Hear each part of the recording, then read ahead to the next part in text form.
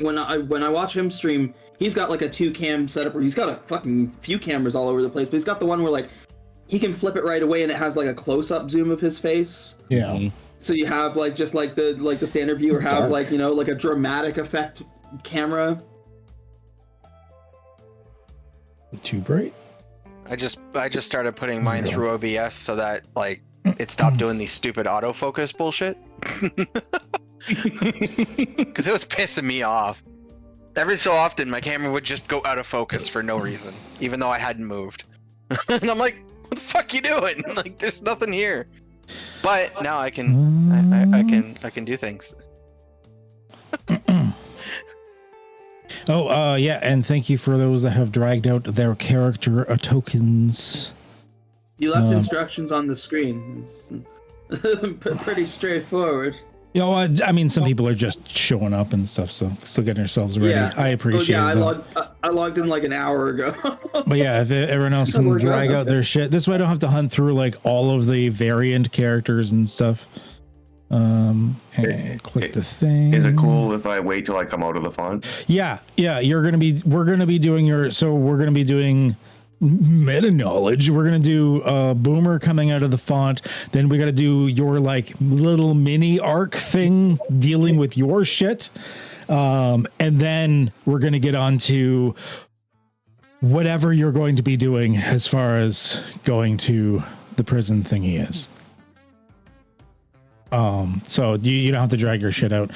This is just for like when we do go to the prison stuff or whatever, just so I have like whatever your stuff is, for whomever and all of that good stuff. Oh, all right. We can shoot the shit for a minute or two. Yeah, how's everyone doing this week? How's your streams and or events or anything been going? Went to the immersive Van Gogh exhibit yesterday, and that was super wonderful. Well, that's pretty cool. It's very Oh yeah.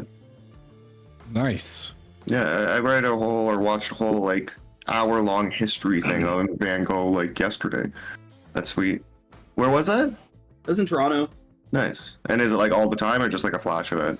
I think it's like a short event. I'm not sure when it's ending. Probably Okay. March. Okay.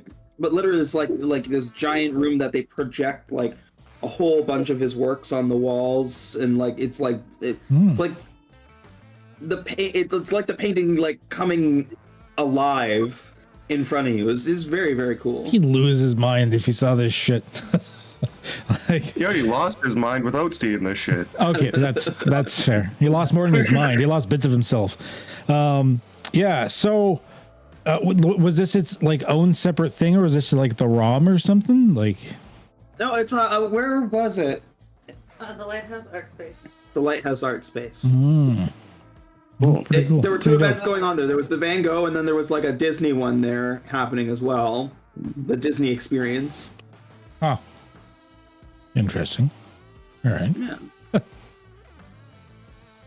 Oh, yeah. So I recognize that I'm definitely getting older, because the most like exciting thing we did this weekend was rent a rug doctor and steam clean the carpets and the rugs. And when we were finished, we were both like high-fiving and celebrating, like, yes, we've been talking about it for months, you know? That is huge though. Yeah, I, that's fucking I think massive. we're all old enough here. We understand that. Like, I remember when we got when we borrowed that pressure washer to do the back deck, and like as we're doing it, we're like, I love doing this. Incredible. I would be both excited and scared to steam clean the carpet in my apartment, because I don't think it's been cleaned since it's been installed, and I think this building has been here for like at least since the 80s. You live in a slumlord den. That's It's like, mine's the you only do your apartment- best to keep it up, but the building's maintenance does not. Listen, my apartment's the only one that's not renovated, so it's kind of not true, because all the other apartments are like brand spanking new and like $1,600. Oh, that's true. And they have locks now to stop the crackheads from fighting in the front hall. So Yeah, exactly. Nobody's asleep down by my mail. All right. We can get into things here then. Welcome back to another episode of Whispers in the Weird. We have finally finished off the first of the 6 goals within the campaign. The what do we call the Seal of Blood, which was them going into the Sanguine, getting like the toe of God and bringing it in through the murder body of a murderer and all of that good stuff. And yeah, they have finally finished it off. Boomer, by the way, I seem to be coming through a bit on your speakers. Oh, gotcha. Sorry. No worries. I just every once in a while hear it a little bit of a blip, blip, blip, blip. I was like, what the fuck? Let me know if I got the speakers turned down. Let me know if it still does it, and I'll move it more. No worries. And then you guys came back. There was a little bit of side things of some of you getting cleaned up. Some of you, like one of you actually like doing a bit of shopping and getting decked out in some new threads.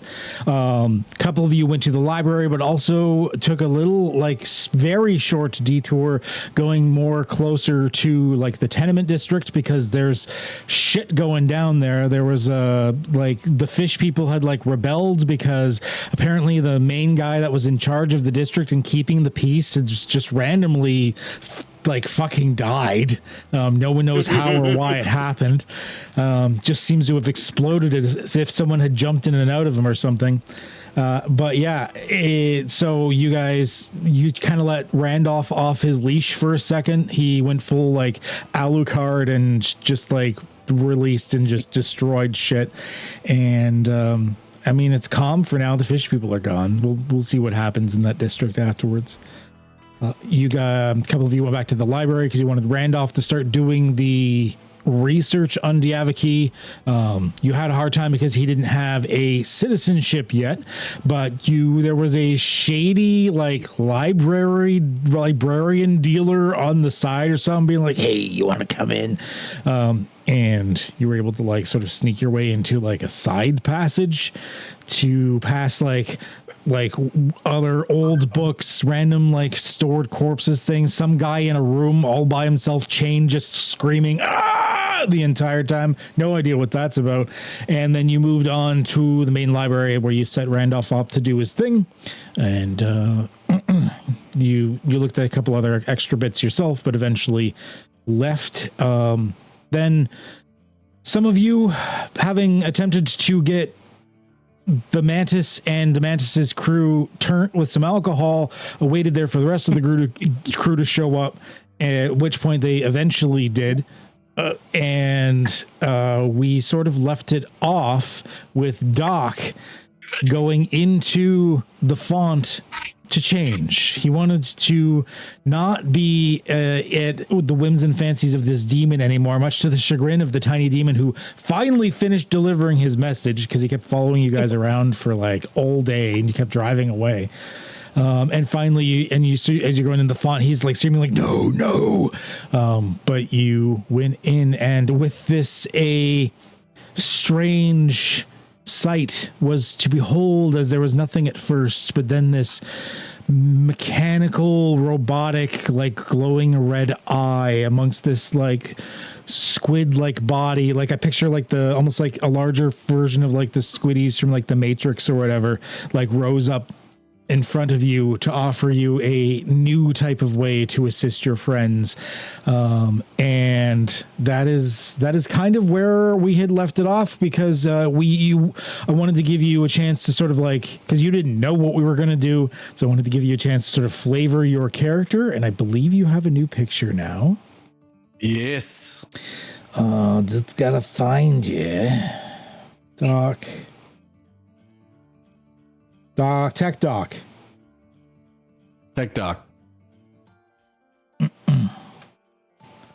Oh, I didn't even know they had this circuit pattern. I haven't been on Hero Forge very much lately. I really got to check out all the shit that's happened these days. I haven't either. It was fun to find. It was quite exhilarating. That's sweet. That's really cool. Good job. They've had some really neat updates. Yeah. That's dope. So this is the new Tech Doc that comes out. So describe your exit from the font, Doc. Like what happens?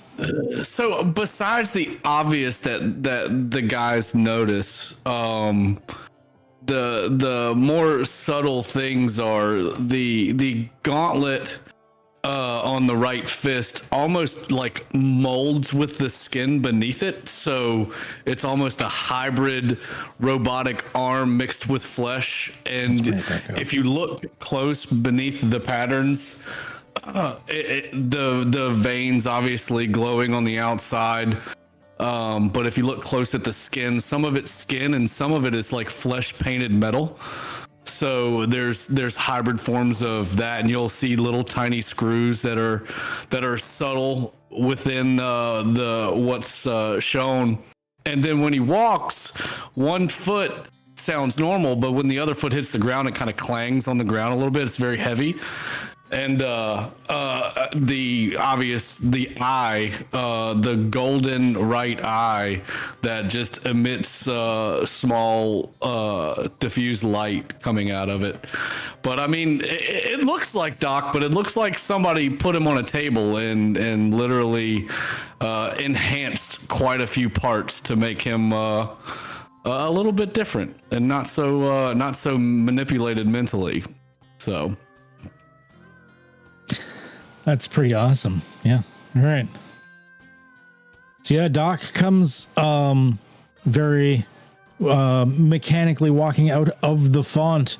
The Mantis and the Mantis's crew, I mean, whatever, they're used to strange shit on a daily basis, so this doesn't affect them at all. But the rest of you stand there and behold Doc's shiny new form.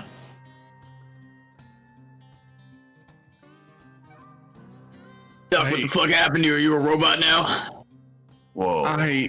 So when he talks too, like it's almost like the human is kind of fighting the AI in him. So like a lot of stuff comes normal, but then it'll kind of glitch and his voice goes robotic and then kind of back to normal. He's like, guys, I think I think things are fine. We will be okay. I will protect you. What's 47 times 8 to the square root of 3? Calculating. I don't know that kind of stuff, dude. What are you talking about? Like, I need something to. You just said you were calculating it. Dude pulls out a shotgun. Yeah. I've seen this movie. I've seen this movie. He's a Terminator. Dude, He's here to kill us. Me. I am here to protect you. You can't shoot him outside every time he comes outside the font, man. It's too much. Yeah, like you got to be getting used to this by now, right? Every time Doc changes, Duke shoots him once. No, he's definitely gonna try to go kill John Connor, but like, that's fine. We got bigger things to worry about than some dude named John Connor. So like, do you have any like? The voice in my head is gone, but I feel like something is telling me what to say. You and that demon like fuse into one or something? It's not him. That's a good theory. Dude, what now? He doesn't look demonic. He doesn't look. He's got look screws and circuits and shit and fucking. And like Doc's like examining everything as y'all are examining him. You see him like constantly looking and like kind of startled, and then looks curiously at his right arm, and he just like the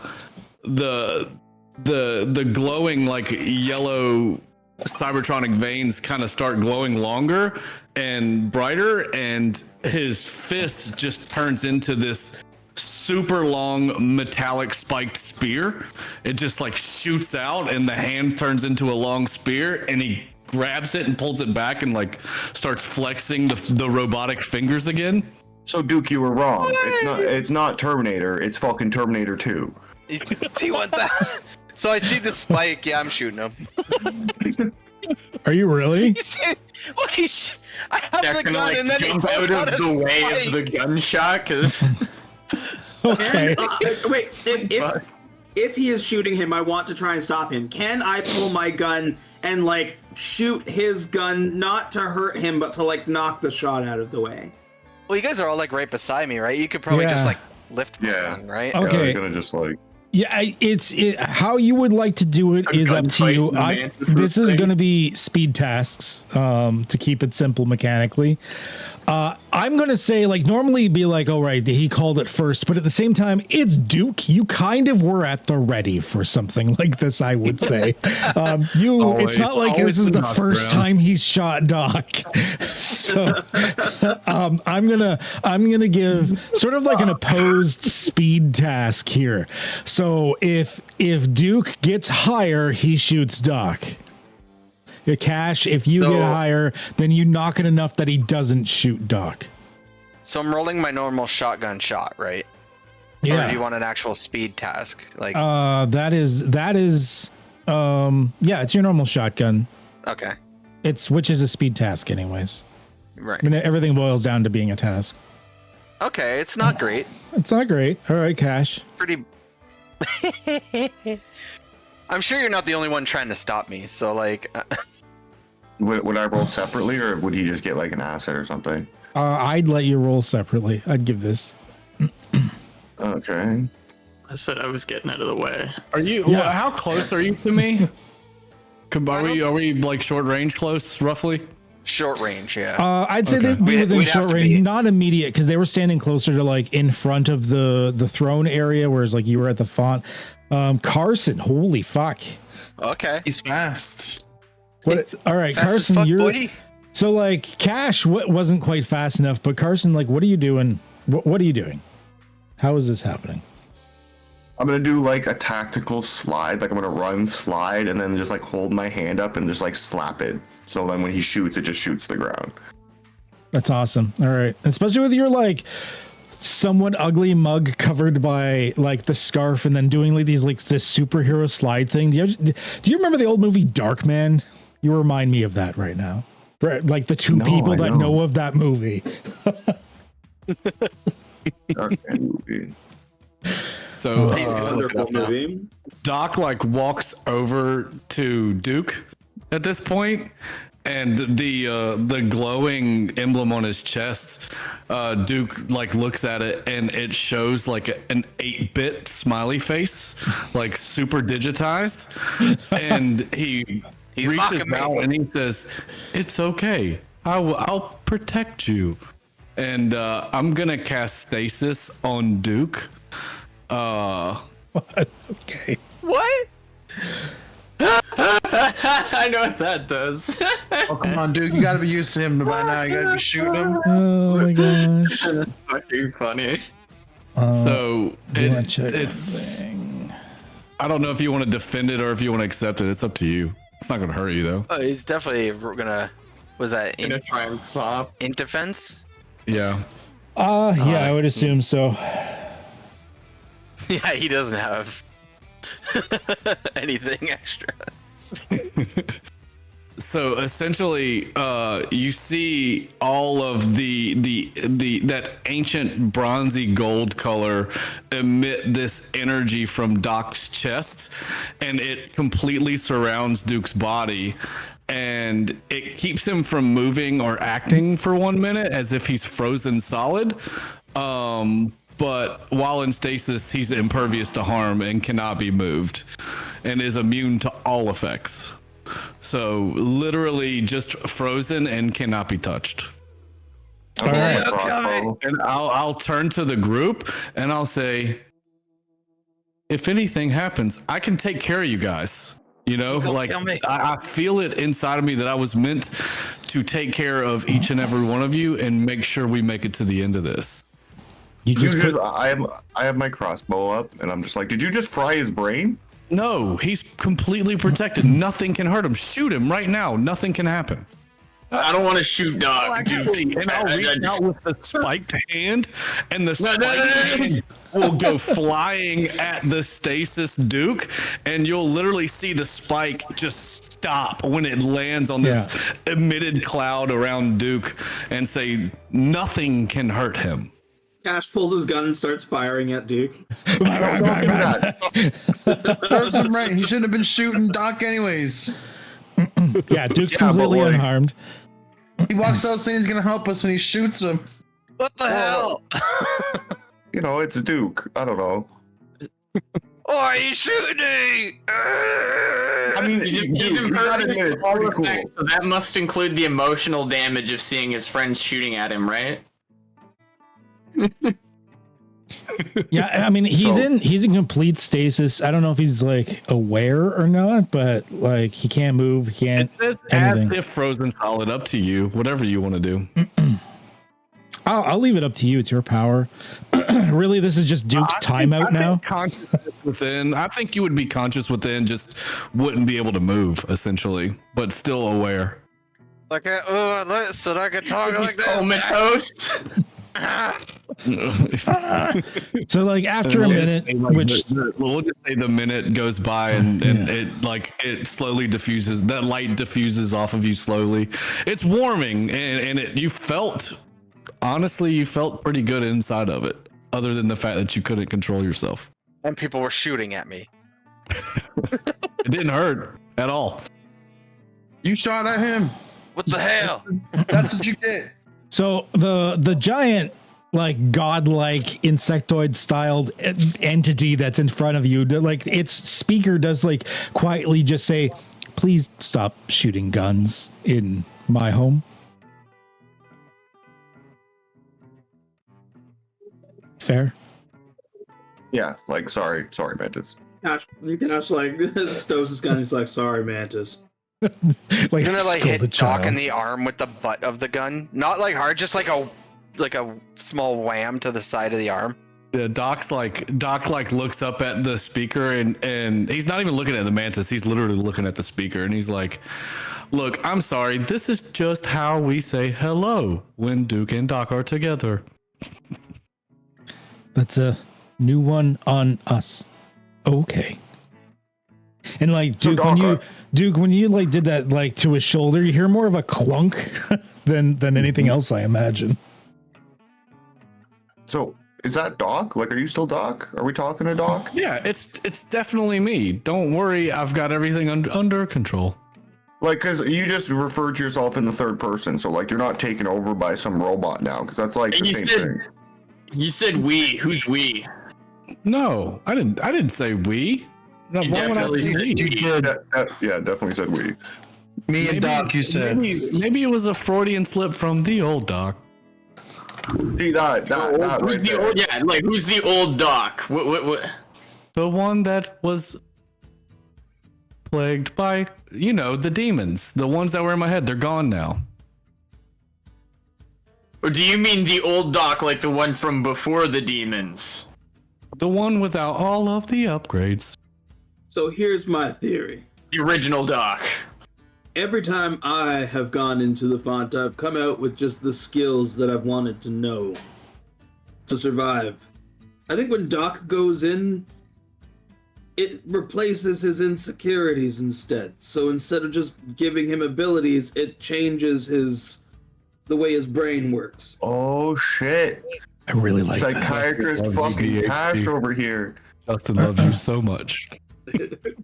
I haven't done Makes this sense. for roleplay very much this campaign. Give yourself an extra experience point. That blew my mind. It just Yeah, that was deep insightful. Thank you.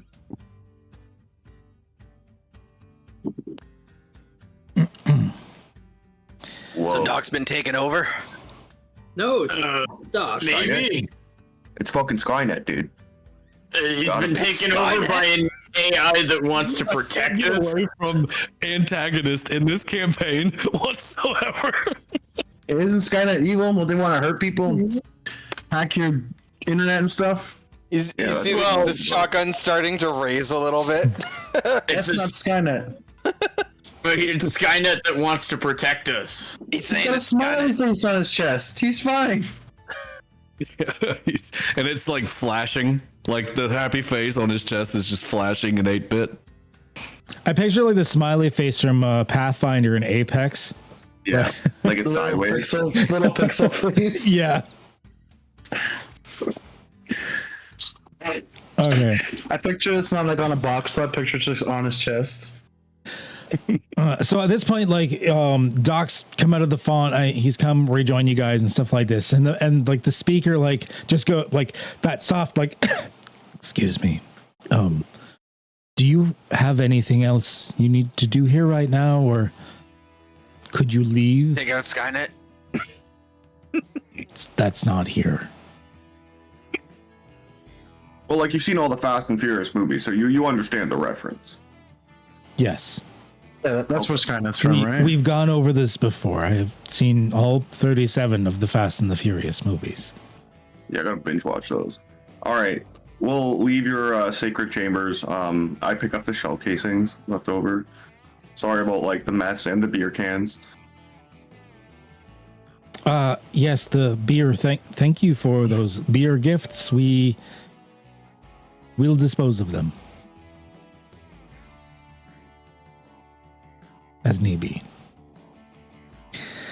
And with that, you guys leave the enclave of the Mantis, and I believe you guys like you kind of wanted to. You're gonna have a little bit of downtime, rest, recover. You had a pretty intense time, especially like near like the end when you fought that like godly entity inside of the Sanguine and whatnot. So I figured you guys mentioned you kind of wanted to take like a hot second. So go ahead and reset. Just reset your pools to max as well as your recoveries.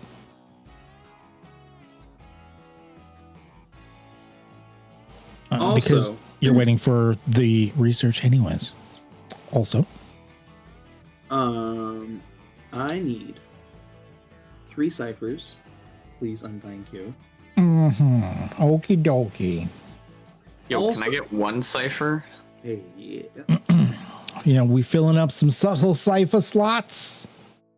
All right, I will start with cash.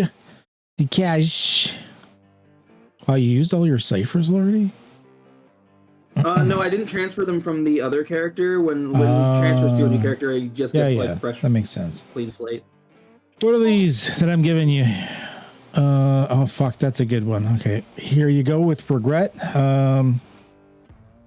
Jesus fuck. Okay, here we go. Another one with regret.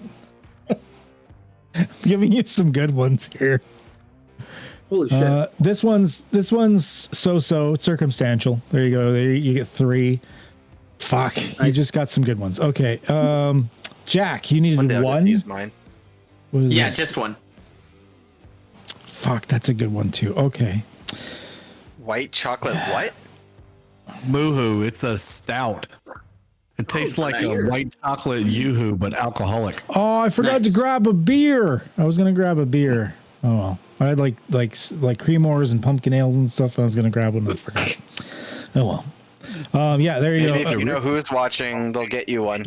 maybe Lily will like arrive with a beer. I don't know. She's probably already in bed. Don't show up naked. All right.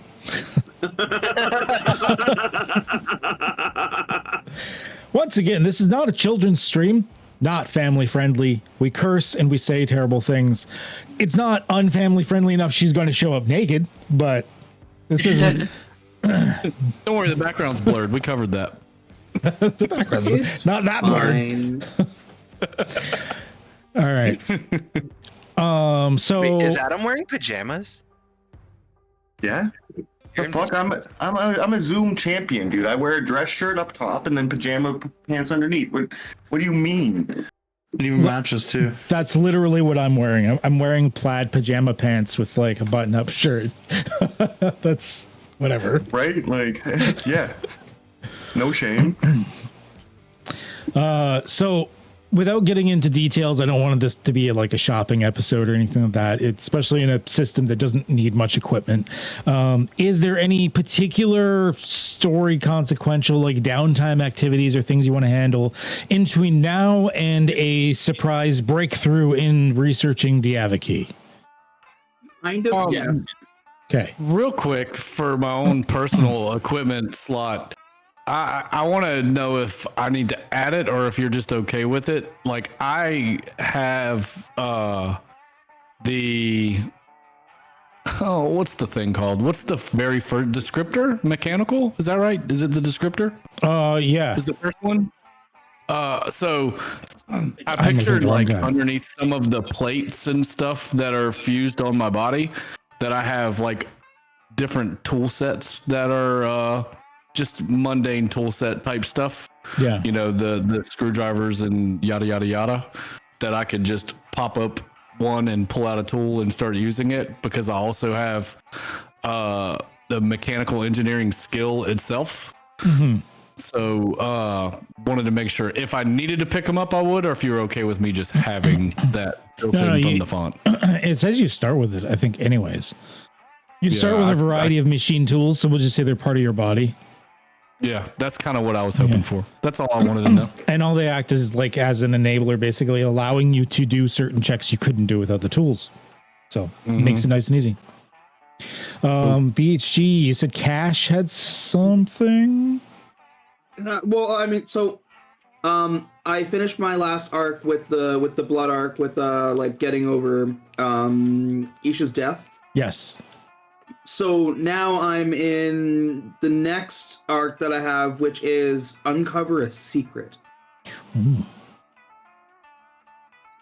But I don't know if that's something I should try and like figure out now, or if it's something that can be like in the story later. It's up to you. The character arcs are player driven, so you come to me if you've got ideas for it and we can work it in. Okay. You have the power, the control, the wheel. Yeah. I'm trying to figure out what kind of secret would be uncovered. Or what kind of, like, what would prompt me to investigate a secret, I guess. I mean, if you can think of something, I off the top of my head, I don't have anything right now to offer suggestions. If you think of something, even if it's something like that's not in the story, we can start working new story concepts into it or something. It's the beauty of character arcs, why it's one of my favorite things in Cypher. I think all RPGs should have it. Okay. But yeah, we can start figuring out secrets. If you can think of like even if you don't know the answer, which is probably the purpose of this, if you can think of the secret and then maybe some choices for it or something, I can play with that and we can go down that avenue. Okay. Not a problem. That was all. That was all I had. Anyone else? Or are we going to fast forward to Yeah, Jack wanted Carson to build the sidecar for his on the motorcycle. Yeah.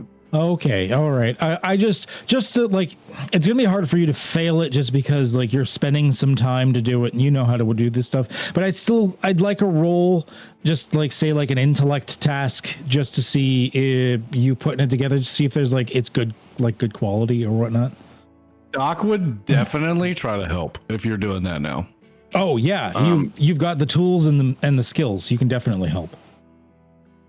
Can I use my driver skill, which is like skills in fixing, repairing, building, maintaining cars, as well as just driving them? Yes. Awesome. I'm specialized in it.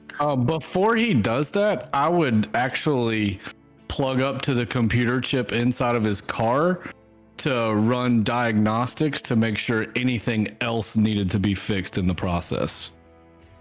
Jack's bike. For the bike. Yep. All right. I think the bike's in actually pretty good condition right now, actually. I don't think it's really gone through any shit. The only vehicle that had any damage, and it was mostly just like the paint job, was the Oldsmobile, I think. Okay.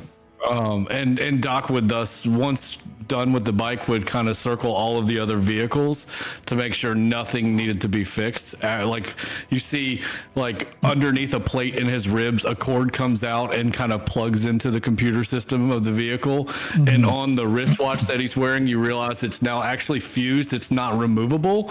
It's actually fused to his wrist, and it starts popping up different numbers and letters. And he's basically conveying all of the codes that is popping up on the diagnostics test. I think the only one, and this one you couldn't like plug in per se, you'd have to do more of a manual overview. The only one that probably needed a bit of a workup and a tune-up probably would have been the Ford Chevy, because it was like an old farm. That's an old ass truck. Yeah, definitely no computer chip in that one. For anyone watching, yes, I said Ford Chevy. That's the car, the truck. other than that, none of the vehicles were actually in that bad of shape. Even the one that like had a dog like vomit in the back, like thankfully you were submersed in blood liquid when that happened, so it's not like it just went all sploot onto the seat. So even that's not too bad, all things considered. But yeah, if I could get a so Carson, you're gonna get a because I think you're just trained in it, Doc. Nope, I am. Oh, mechanical engineering trained. Yeah, okay, so you're gonna get an asset. You get one asset from Doc. so if I was specialized and I was helping him, would he get 2? Yes. That's cool. All right. And yeah, like I would just, I guess It ends up working out to the same. No matter who's helping who at this point, it's going to be the same amount of easements. So It's probably just venture as to how we're helping him. I'm probably more, I got the exact tool he needs for whatever he's doing, and you've probably got a lot of the information and probably a little bit more human element towards it. things like a built-in jack, like your knee is like the jack for the car, for the bike to like put, like tip it up if he's got to do something with it and work under. Exactly. Yeah, like we need to attach the mount so we can attach a sidecar to the mount. So when we're supposed to like weld that on, but you just have like your finger, and that's sweet. All right, that saves a bunch of time. Yeah. So Doc is able to help you by fingering the motorcycle. Nice. It's only a 6, but it beats difficulty 7. Yeah. So it shows difficulty 7 to me. Oh, the roll was a 6. Yeah. The roll, yeah. So yeah, with a roll of a 6, you still beat difficulty 7, that's a 21 and a d20. So that's pretty damn good, I would say. And that's not only making the sidecar, but I believe there was a helmet requested for the dog.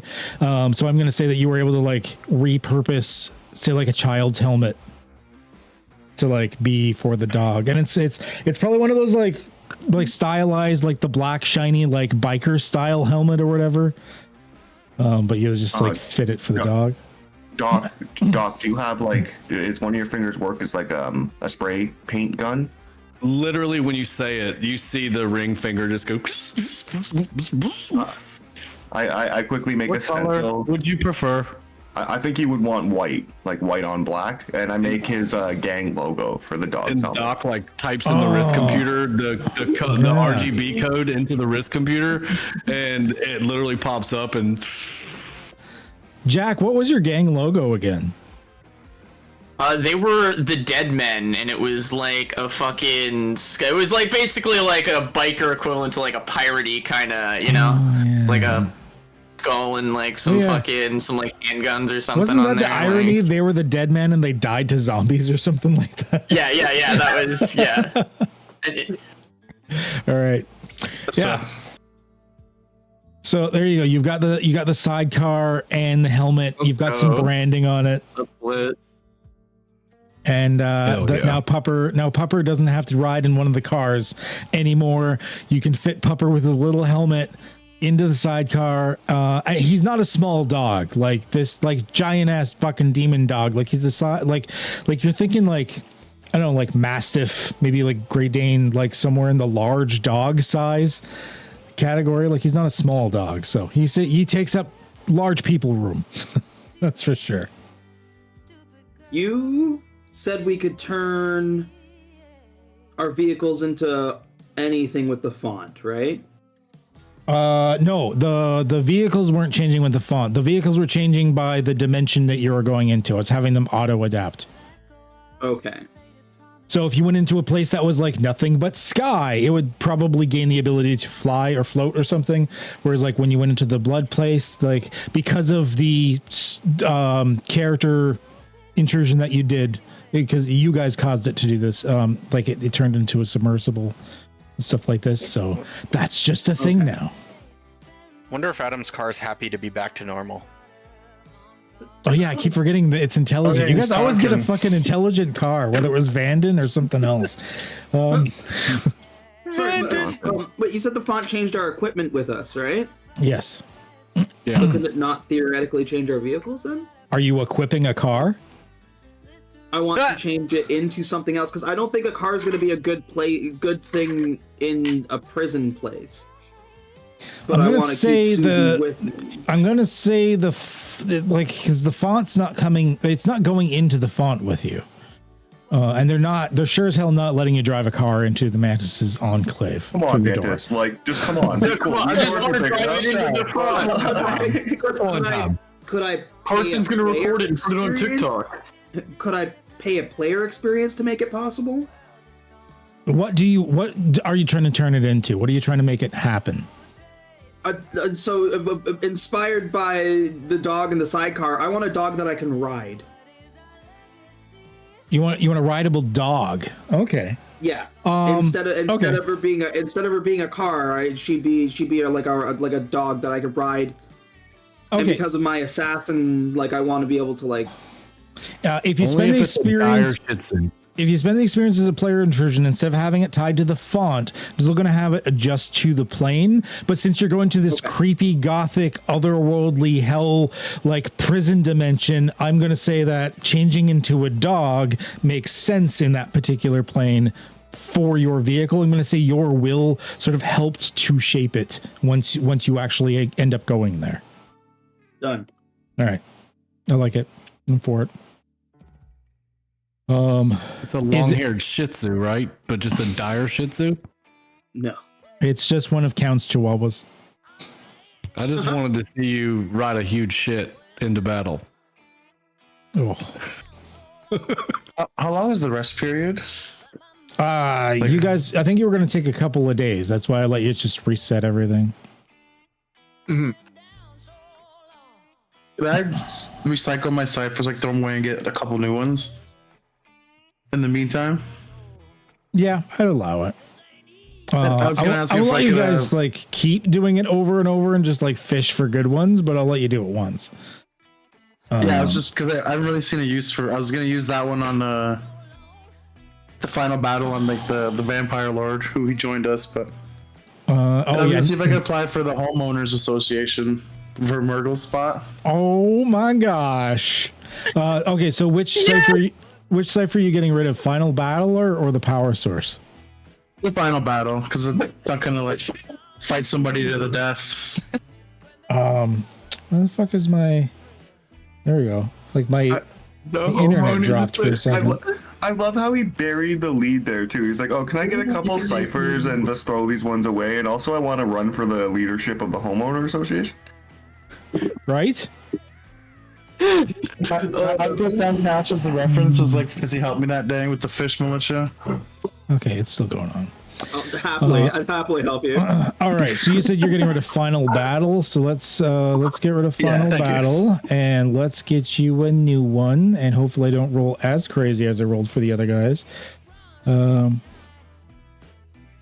Is this going to be the new side arc? We all just help Leo run for president of the Homeowners Association. Jack will ride around with Fido and hand out flyers and let people pet Fido. I was expecting you guys to go into a super tough prison dimension today, but I'm not so sure now. I don't know what's going to happen. So we're going to be honest, I kind of want to do this. Yeah, no, we're definitely making this homeowners campaign. You said we have a billion years before, everything gets eaten. We definitely have a couple days to get Leo into the Homeowners Association. Just I want to start taking over the house across the street from the roadhouse. Yeah. Yeah, well, when he's the leader of the Homeowners Association, he can award it to you. Yeah, I can get it. I'm just taking it. There's no one there, so. Actually, it is talking to people and stuff. You realize it is the rules in Timeborn that if because only 1 in 10 buildings is actually occupied, and if a building's not occupied, it quickly decays and just eventually disappears. People are allowed to just take a building over. As long as it's not claimed by the Reclamation Society or whatever it's called. If you just take a building and start maintaining it, it's yours now. That's it. There's no, you don't have to sign anything. We the place we killed all those fairies, that was a garage. That's where we just did the sidecar work. So that was outside of Timeborn though, wasn't it? That's true. That was in the junk fields out in the sea, the pink sea thing. Yeah. You're right.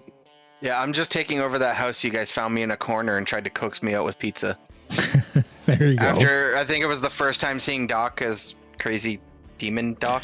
It's probably not a Somewhere. bad idea because the roadhouse isn't set up to be a home. Like it has the office area and like a couch you can sleep on and stuff My like home was that. behind it. In a cardboard box, yeah. But I mean, for the group in general, like the roadhouse wasn't like an inn. Did you already have get like your a own dog home. mount? That's fucking awesome. They can get their own home. This is my house. Okay. So Leo. So asking around, you realize there's no like formal petition thing because like there's not. The city is kind of a little chaos. Like it's not officially structured. Basically, the only laws within the city is there's only certain things you can do if you have a citizenship, like use the library. And if you cause a certain amount of death and mayhem, the mantis will come down on you and bad things will happen. Other than that, it's like the mantis doesn't give a shit what the mortals do. Just like live your life, leave the mantis the fuck alone, and then the mantis doesn't care.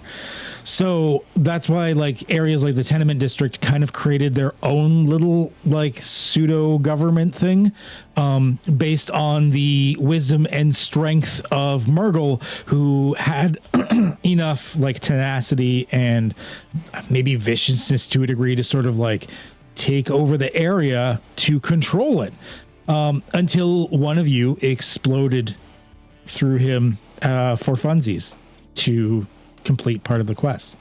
So yeah, Doc. It was Doc.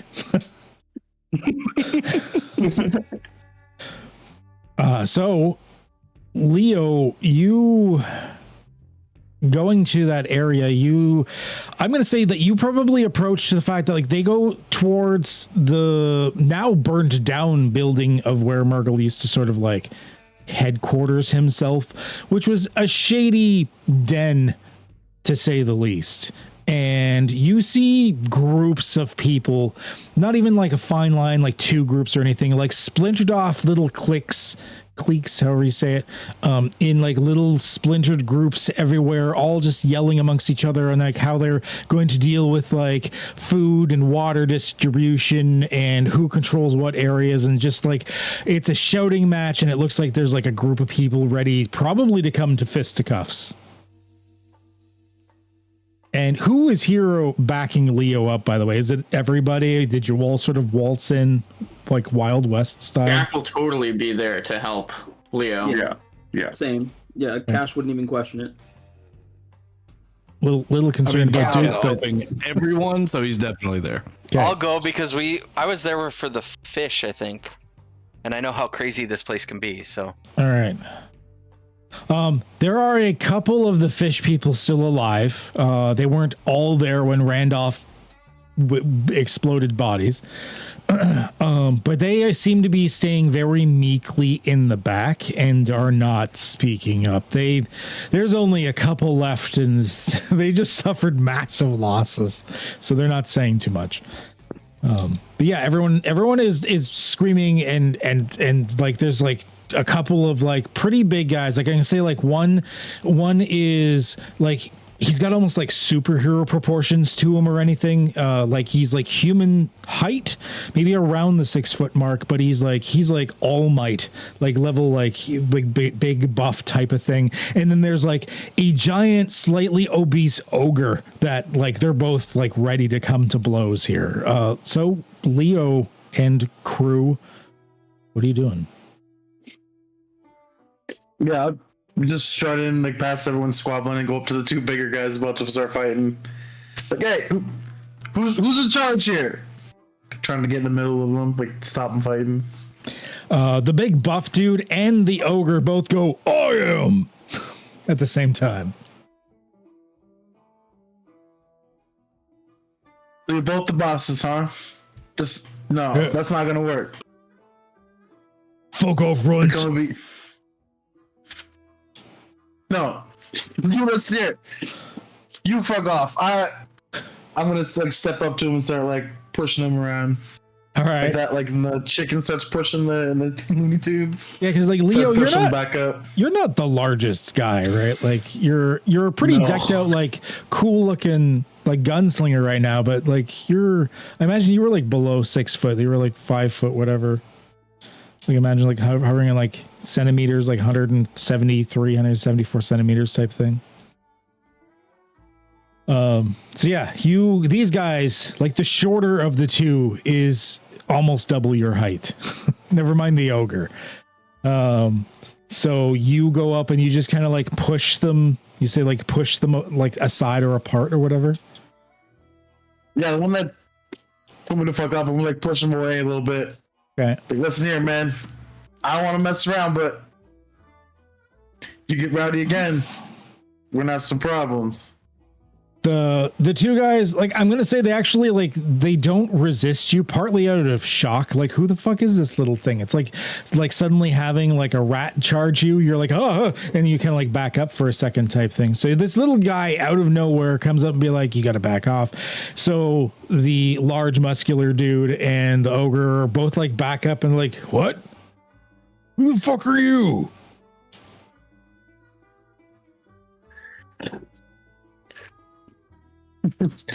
I'm the new homeowner association boss. I'm coming to replace Murgle.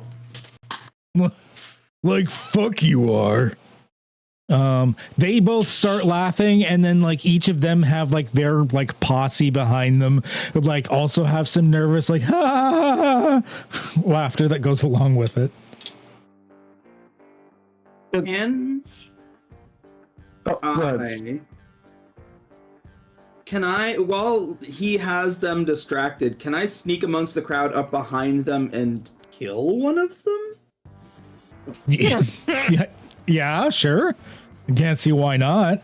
I was mean, gonna try they're to facing taser each ones. other, so you're not going to be able to get behind both of them per se. Like you have to choose which one you're getting behind. One of them, and I want to like if I can inflict pain in a way that it almost looks like they're having like some kind of like a heart attack or something, or some kind of attack. I have an ability called Quick Death. Fuck. Additionally, you can't make a second 2 consecutive rounds. All right. And you're like, they're going to be. So what I would like from you is to just make it so that like they don't realize you're coming up all in their business. Can I get a stealthy type thing? I'm trained in stealth. Okay, yeah. Go give me a speed task, stealth based. Just for sneak it. Which one are you choosing, by the way? The ogre dude or like the muscly superhero style dude? Muscly superhero style dude, because somebody that jacked has to be on steroids. Okay. So him dying to me, like hitting him hard in like a vital organ or something like that, will be less unbelievable. Could I pull out a taser as he's sneaking up? Like I'll see him and taser the big guy as he's like about to kill him. Yeah, I We're mean, just you kind of realize your attacking these body doing people. that. Like, I think so. Can I use an XP to reroll? You can, yes. Oh no. It's a good reroll. I like it. I like it a lot. Oh wait, I have a thing. No, for you this. have the thing. That's right. You get a reroll again with an acid or some shit, don't you? No. When I use an XP to reroll a D20 for any roll that affects me, I add 3 to that reroll. So would it still count for an intrusion in that case? It does, because you still rolled a 1. It just means you beat difficulty 3, but you still rolled a 1. Okay, so I'm gonna use an XP to reroll again. Okay. All right. Well, if it was a 1 again, it was close. It's still better than it was. Then that should be plus 3. Oh, so it right. should be a 5. So it should be a difficulty 5. Yeah, that's going to hit it. 5. That is going to hit it in that case. And I'm going to say like he didn't see you coming. So like they're like ignoring point numbers, stuff like that at this point. Like he didn't see you coming. What did you do to him? Go ahead and narrate that to me. So Cash sneaks like through the crowd, just kind of like as the argument is happening, he just kind of like backs up as like people crowd in, and he kind of moves around to the side of this guy who's getting in, and just as like one person gets in the way of like anybody being able to see what he's doing, he like strikes hard in a vital organ that he knows is going to hurt, like give like a sharp pain at first and then like bleed and then kill him. So I'm looking for a staggered effect here. Okay, so he doesn't like die immediately, but it takes a second.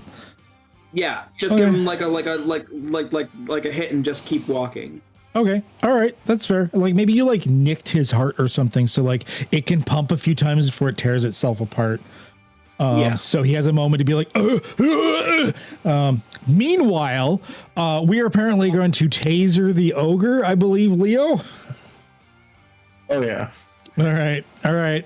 Pull that out. So this like as your buddy's going up for this like sneak assassination thing, roll an attack with your taser thingy. Once again, I'm not worried about damage stuff in this situation. This is more of an RP thing. So, but I just want to see like it's a tough ogre. I just want to see if you can aim it in such a way that the prongs will actually get through this tough hide. I don't have a taser on me, but I assume I have like one on my belt. I just roll like a medium attack or just an unarmed. Yeah. Well, the taser from being a cop. I see.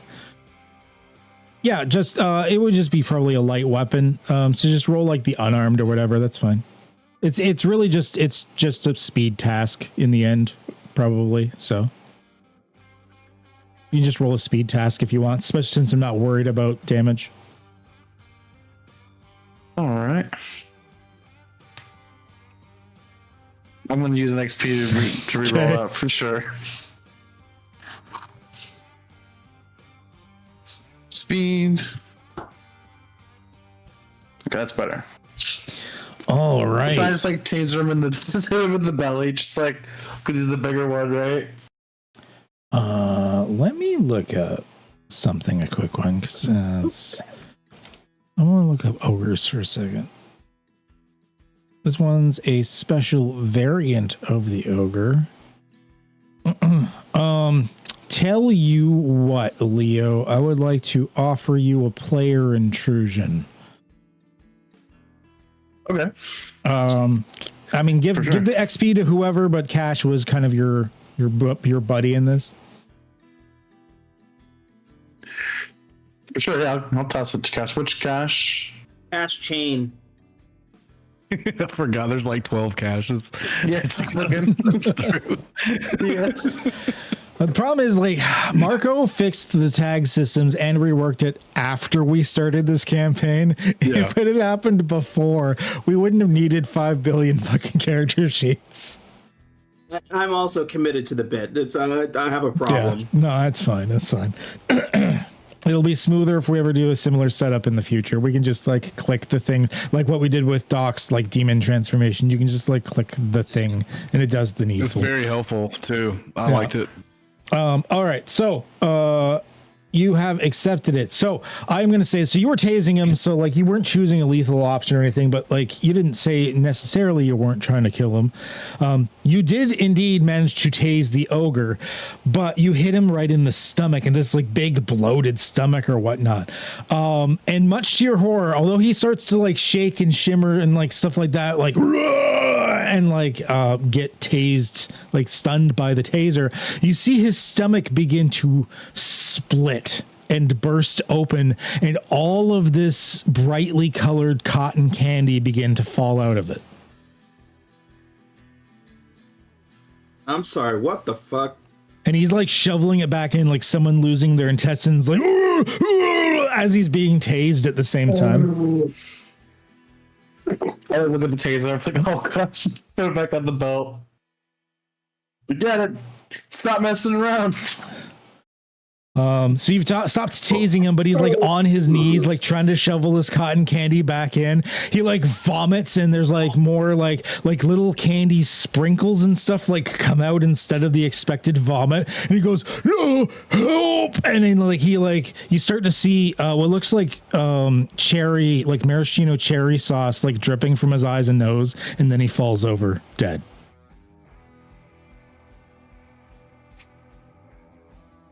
Everyone is just standing there in shocked silence at one guy dying for no discernible reason, because ninjas or some shit, and the other one like being tased and like until he exploded in candy. Cash is standing Cash is standing behind Leo again, like, oh my god, I can't believe that happened. What? Jesus.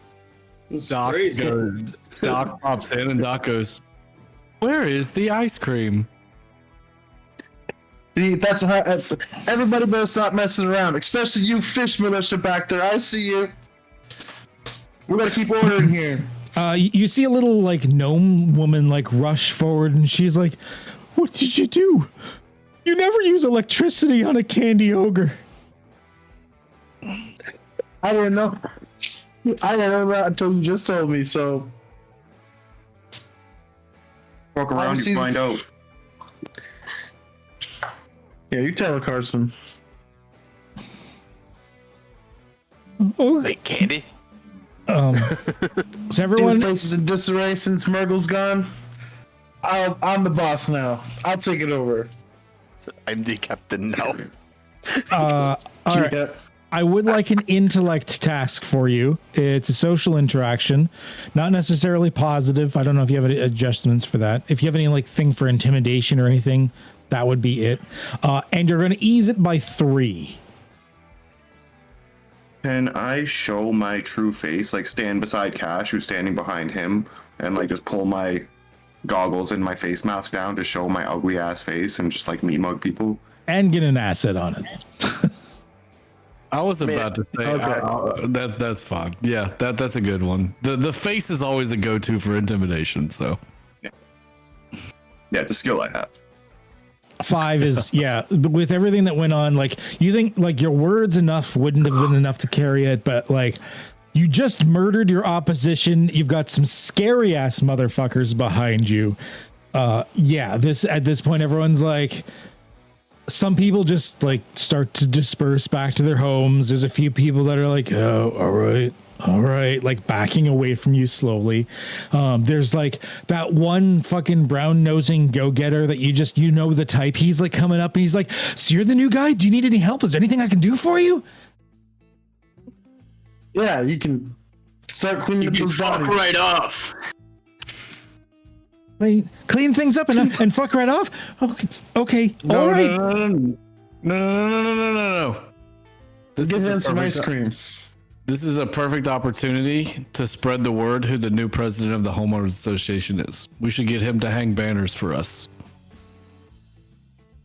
I can do that. Yeah, and flyers. And hang banners across Timeborn welcoming the new president of the Homeowners Association.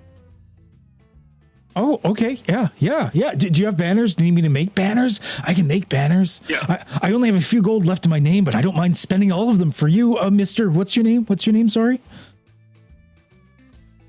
Leo. Leo. Mr. Leo. Okay, Mr. Leo. I'll do that for you right away. Name's Mitzi, by the way. Mitzi, nice to meet you. And he puts his hand out. I'll take his hand. Nice to meet you, Mitzi. If you need anything, Mr. Leo, I'm here for you. I can help you out. Cash looks at me, at Mitzi, and says, I guess I'm the treasurer, and I'm gonna give him 3 of the gold that I have. Okay. I'm gonna say that'll pay for the posters and stuff, right? Well, thank you, Mr. What's your name? Sorry. Cash. Miss Cash, Mr. Leo. Got it. Okay. Yeah, of course. We'll get him. I'll get him made right away. Get it right away. I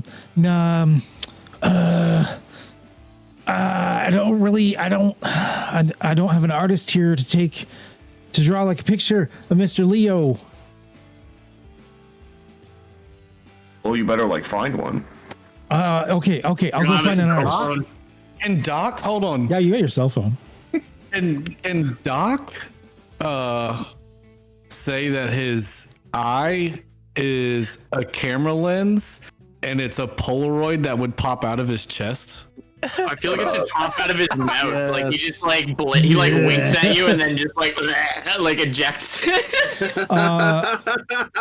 I'll use It comes out of his mouth like that. if you want me to. I'm going to say if it's a player intrusion, then that's just going to be an upgrade that you have. It's not a major one, but you're basically your Polaroid camera. I'd allow that. I have a Polaroid camera built in. Okay. And Doc just tells Leo, Hey, Leo, if you don't mind, stand still, please. 3, 2, 1. And he winks at him with the cyborg eye. And then, like, after a second, like, it splits open in his chest. And you just see, like, this, Polaroid come out. And Doc puts up a finger and it blows cold air onto it, like instead of somebody like doing it back and forth, it just kind of blows cold air until the picture comes up, and he hands it to Mitzi. And he's like, "Here you go. This is a picture of your new president." Oh, good. I can use this. Real good. Thank you. Yeah, I think thankfully there's someone that can make the banners in this section, since I can't leave the section.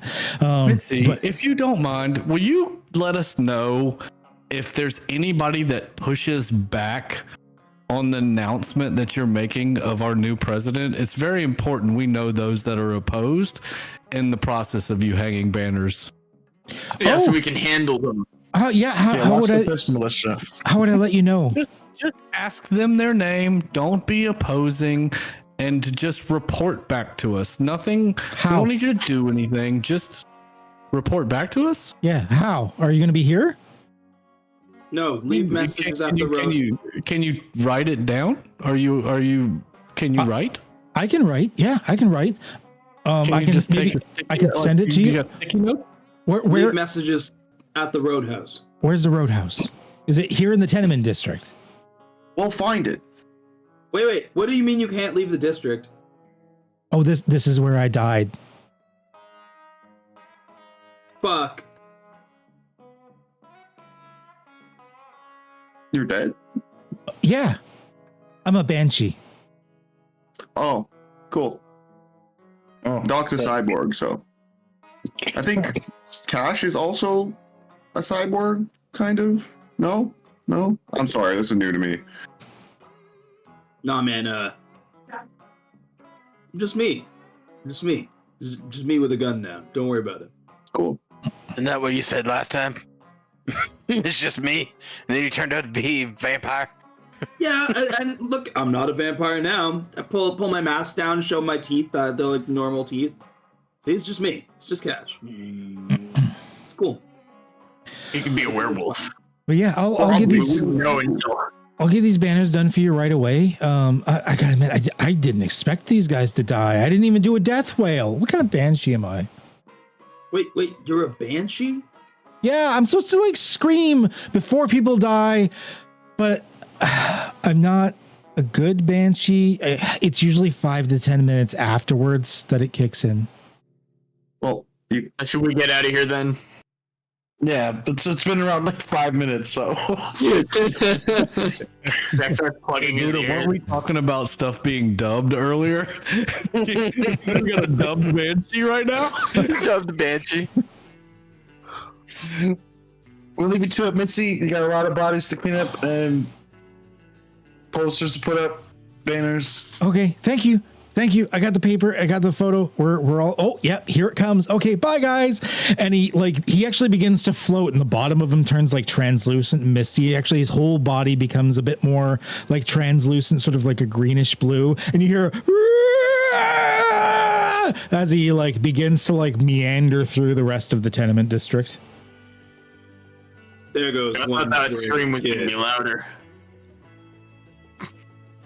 so is this just like how all the homeowner associations run on Time Board? Is it just like who kills who? It's just like back home with the gangs, basically. You just Doc looks over at Leo when Carson asked that question, and he says, "Don't worry, I will protect you." And he winks at Leo, and then like a couple seconds later, a Polaroid of Leo pops out of Doc's chest. Yeah, it's more like an HOA. Those things are vicious. I feel safe. That's true. Thanks, Doc. We didn't like fucking with the HOAs back in Earth 1. Well, he must have been an evil guy if that thing wanted us to kill him. What wanted us to kill him? I don't think anybody told us to kill him.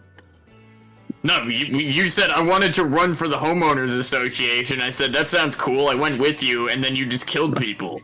That was like more in. I've done shit in cold blood that was less cold blooded than that as a biker. Are you sure you're a cop? Actually, no, Nick. Yeah, no, he just tasered. Wait, Leo tased one guy. What do you mean killed people? There was one person who died and it was an accident. Yeah, no, he shot the other one though, didn't he? That's what I remember. Jack points to the candy ogre corpse. As you point to he it, tased that one, and he shot the other one. as you point to the candy ogre corpse, as the corpse settles, it defecates itself, and there's the ice cream you were looking for. Oh god. Oh gosh. It's even cold. Nice. So I guess we kind of have like another new headquarters, which is cool. And Yeah, are you apart gonna from like? Oh, sorry. I was just gonna ask if you're gonna put in any new policies. I mean, doesn't seem like they care about the buildings. I mean, Duke's just moved on in across the street from where the roadhouse is. Yeah, that's my place. Knock before entering. Is there a door? Yeah. Okay. We'll make sure it's all legal, so if someone comes up tries to kill you, you can just show them the paperwork. Like, I actually, Should we hang the first banner up at Duke's new house? there we go. Come on, Duke. Just do it on the pole outside or something. So we could do it at the roadhouse. It's right across the street. We'll put it both spots. I'm gonna be right back. Okay, unexpected turn of events. Leo is now in control of the tenement district through murder. Why? I don't know why I said that was unexpected. Yeah, you just made somebody spit out ice cream and puke up sprinkles, and us being homeowner association presidents is unexpected. I know what secret I'm going to uncover now. Oh, yeah? How to release Mitzi so that they can just travel wherever they want. Oh, okay. All right. Trying to unbind Mitzi from the tenement district. Yeah. All You right. can just help him travel around, even if he's still a banshee, right? Yep. Because I'm running the Banshee like one. this, like traditionally what the Banshee is. It's not causing people to die when it wails. It just wails to tell people that death is about to occur, or in his case, has occurred because he's not great at it. Yeah. Yeah. I think, and he wanted to help us out, but he was only locked to a certain area, so I want to at least unlock Timeborn for him so that he can move farther.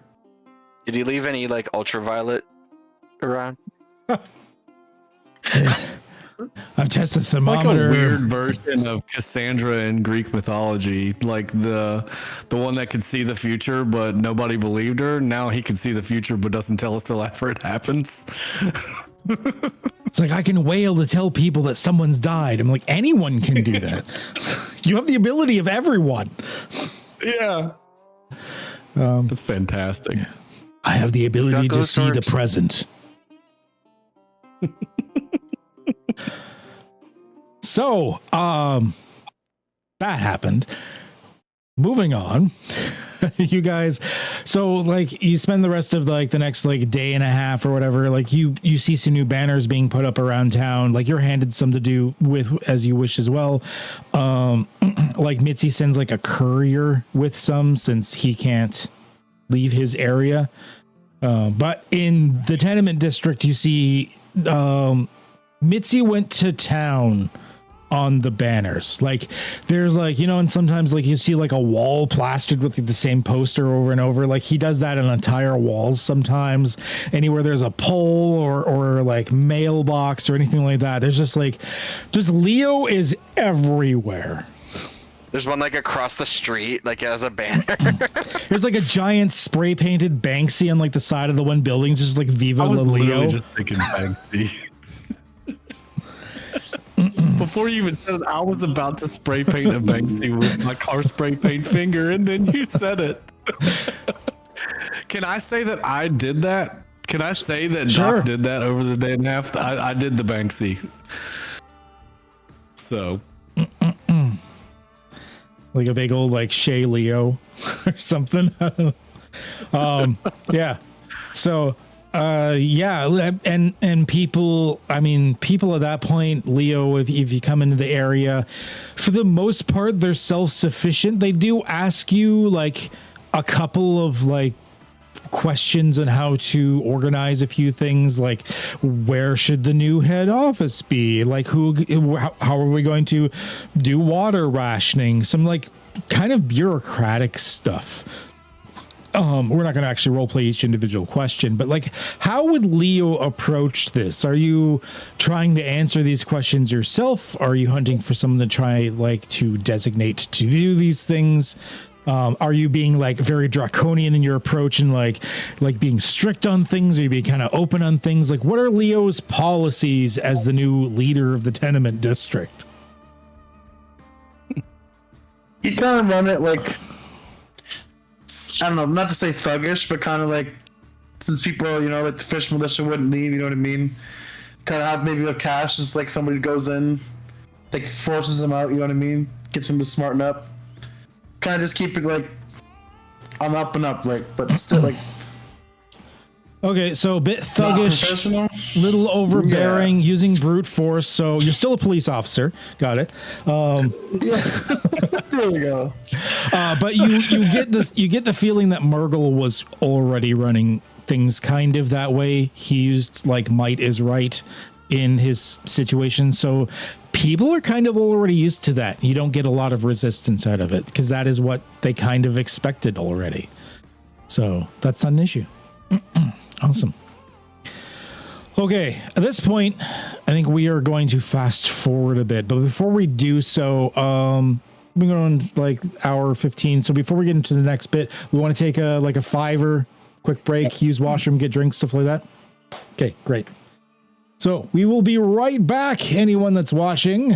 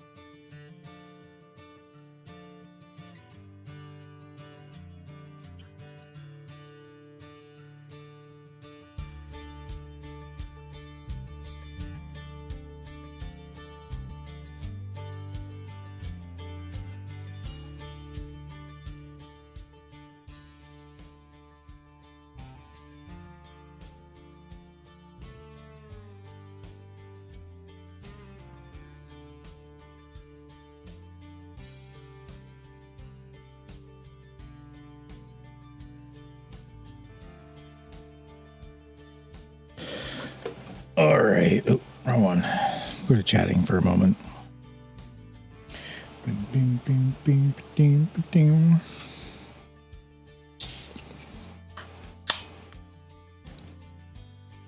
we can go back to RPG.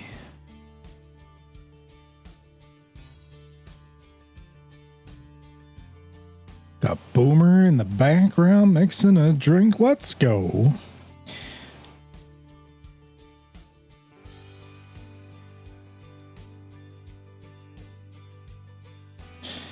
And I'm slowly pouring some obviously fizzy apple juice.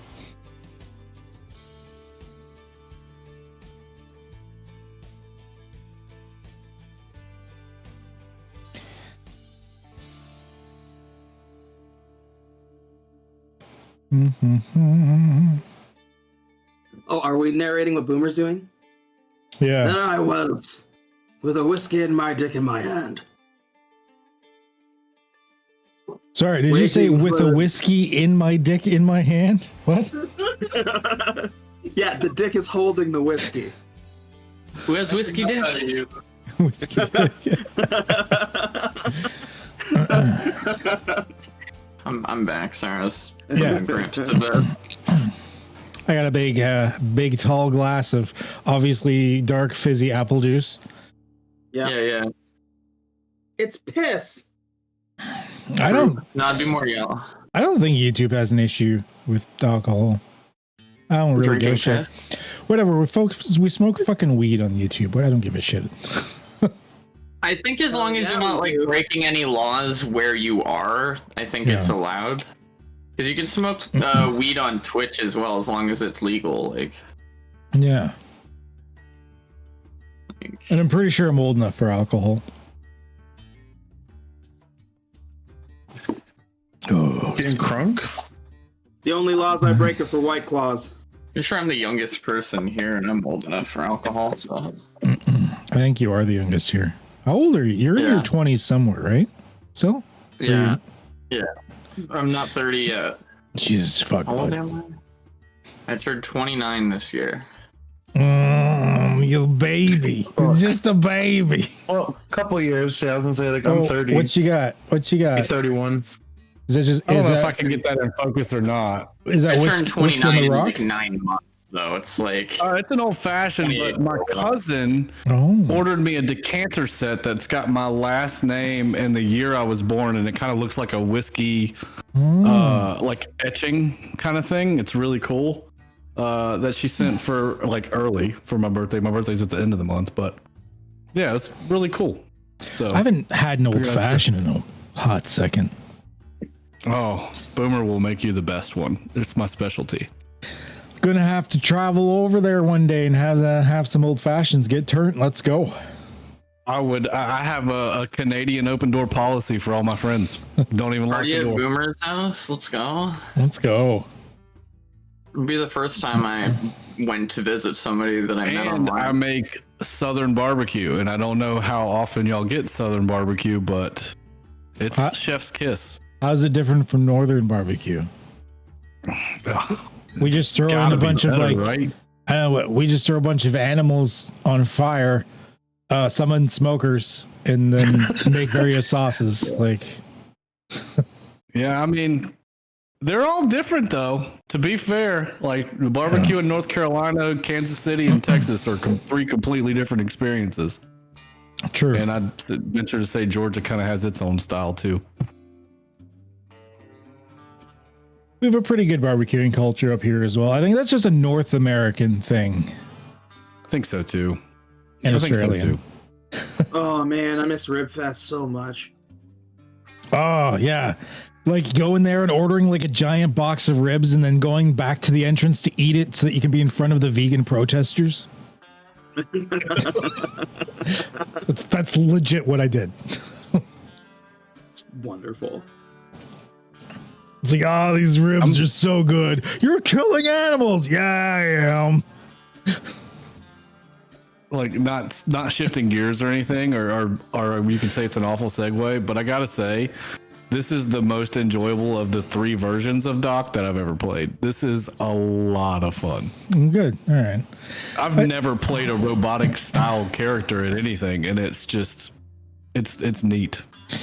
I like this concept that we've had with this so far, just because like you're playing the same character, so you still have like the same memories and some mannerisms and stuff, but you have the chance to shake it up whenever you want. So you don't, because I find like if I play in a long campaign, sometimes I'll get that character ADD thing going on where it's like I'm jonesing to try something new. Yeah, I mean, you figured out a way to break that mold of, like you said, character ADD. But in game, like you can smooth transition, and there's an explanation for it, you know. So like if you get tired of playing one, or you want to play it, and even if you want to circle back to one, like I mean, if we get it deep enough and long enough into this, and one of us circles back to an original version of ourselves, like that's a possibility too, or something like that. So, see, like the Strange already kind of had it, but you only changed when you entered a new area. Like if you went to a fantasy land, you became a fantasy character, and you would. Translate, I think they called it. Whereas like I was like, I'm okay mixing it up. If you want to go in a sword and sorcery fantasy land as a cyborg dude, fucking give her. Let's go. Like, yeah. I like this version way better than the original concept, because the original concept was still cool. It's like Kingdom Hearts. It's like playing Kingdom Hearts. Yeah. For sure. But without a level where Beast takes up half the fucking screen. Yeah. Yeah. That still gets me to this day. I'm like, out of the way, Beast. I like the dynamic that we have, that we're able to change and like fill different weird roles. Like, I also agree that I like Cash as an assassin.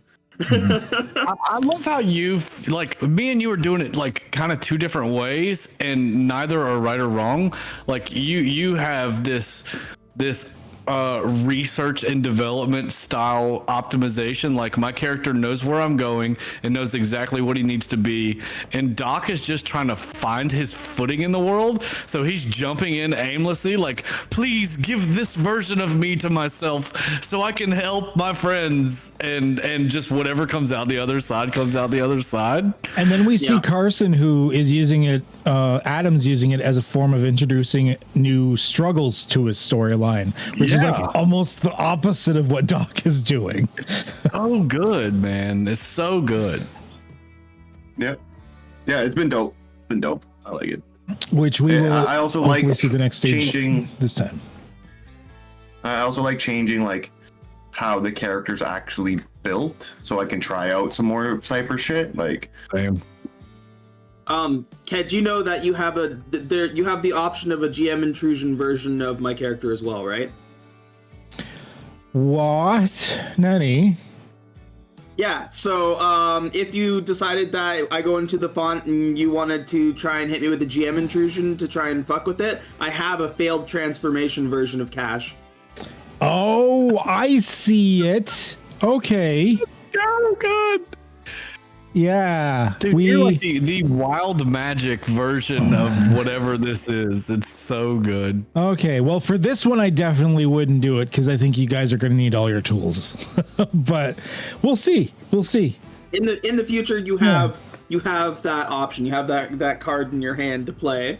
Also, I think in the Shapes like Minecraft style world or whatever, I probably won't do it, because I want you guys to like have fun with that one in a way that you want. But some of the other ones, I can see me using it.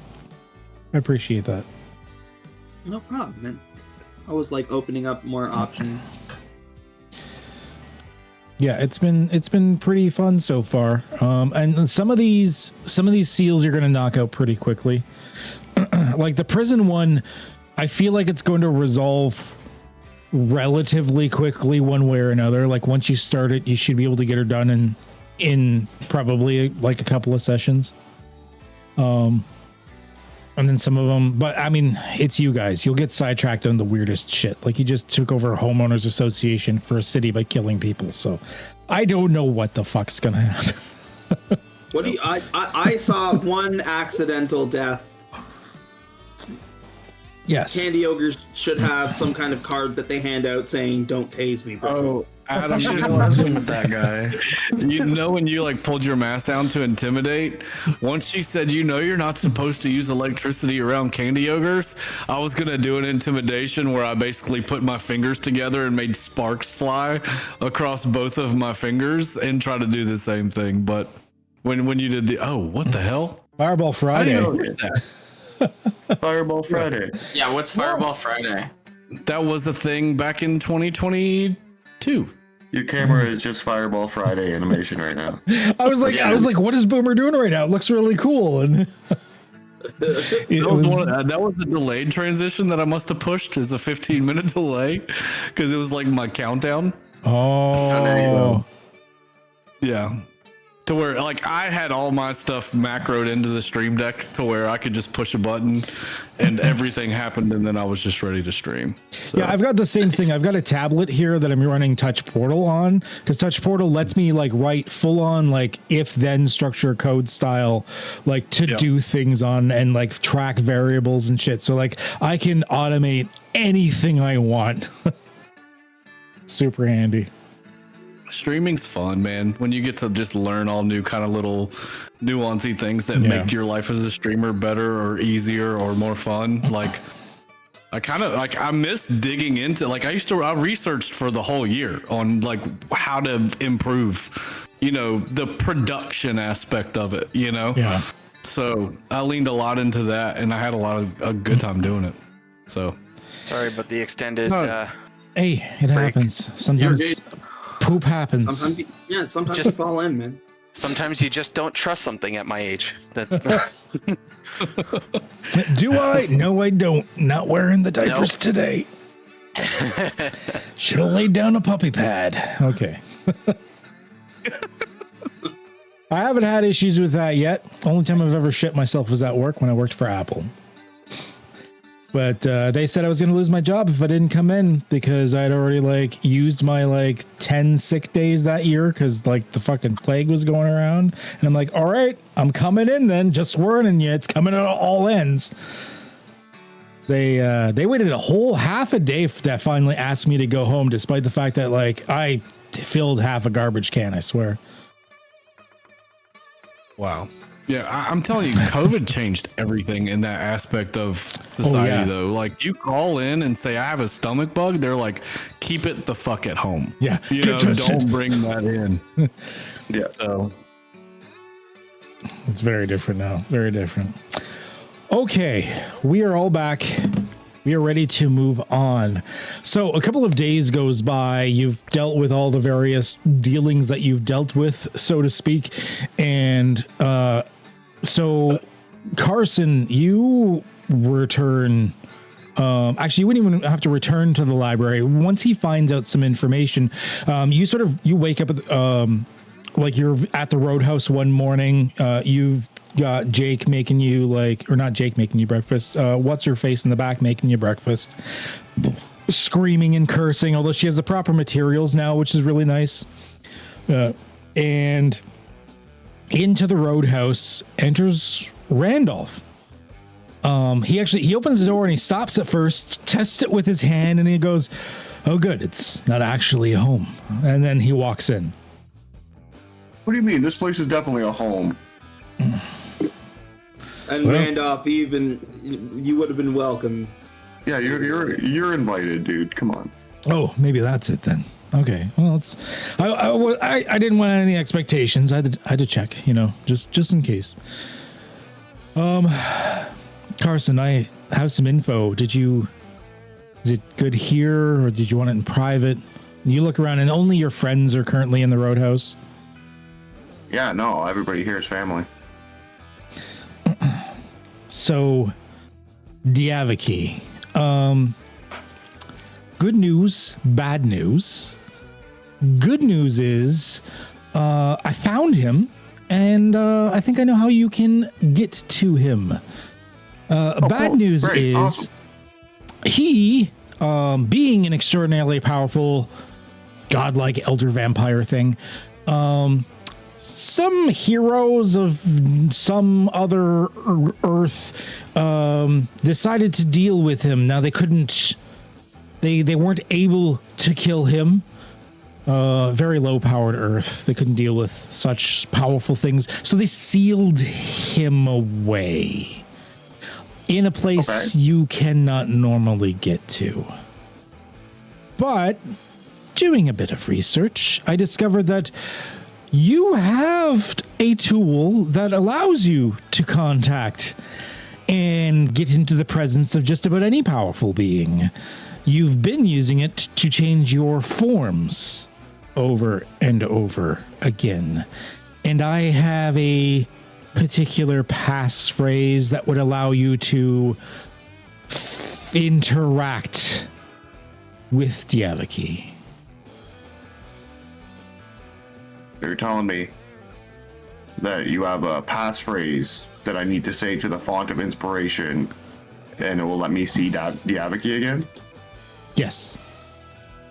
Yeah, I'm assuming that's how he changed you in the first place. Now, reaching him normally wouldn't have been a thing. He could just push you away. But with this particular phrase, call it a rote or a spell of some kind, it allows you to force your way in, giving you a degree of ability or power within his demesne. What's the phrase? He like says some word that sounds like it would hurt your throat to say, and there's like a bit of like a rush of power as he says it, like a wave that comes out of him.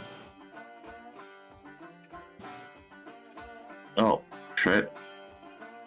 All right. And do I say this in the font or to the font?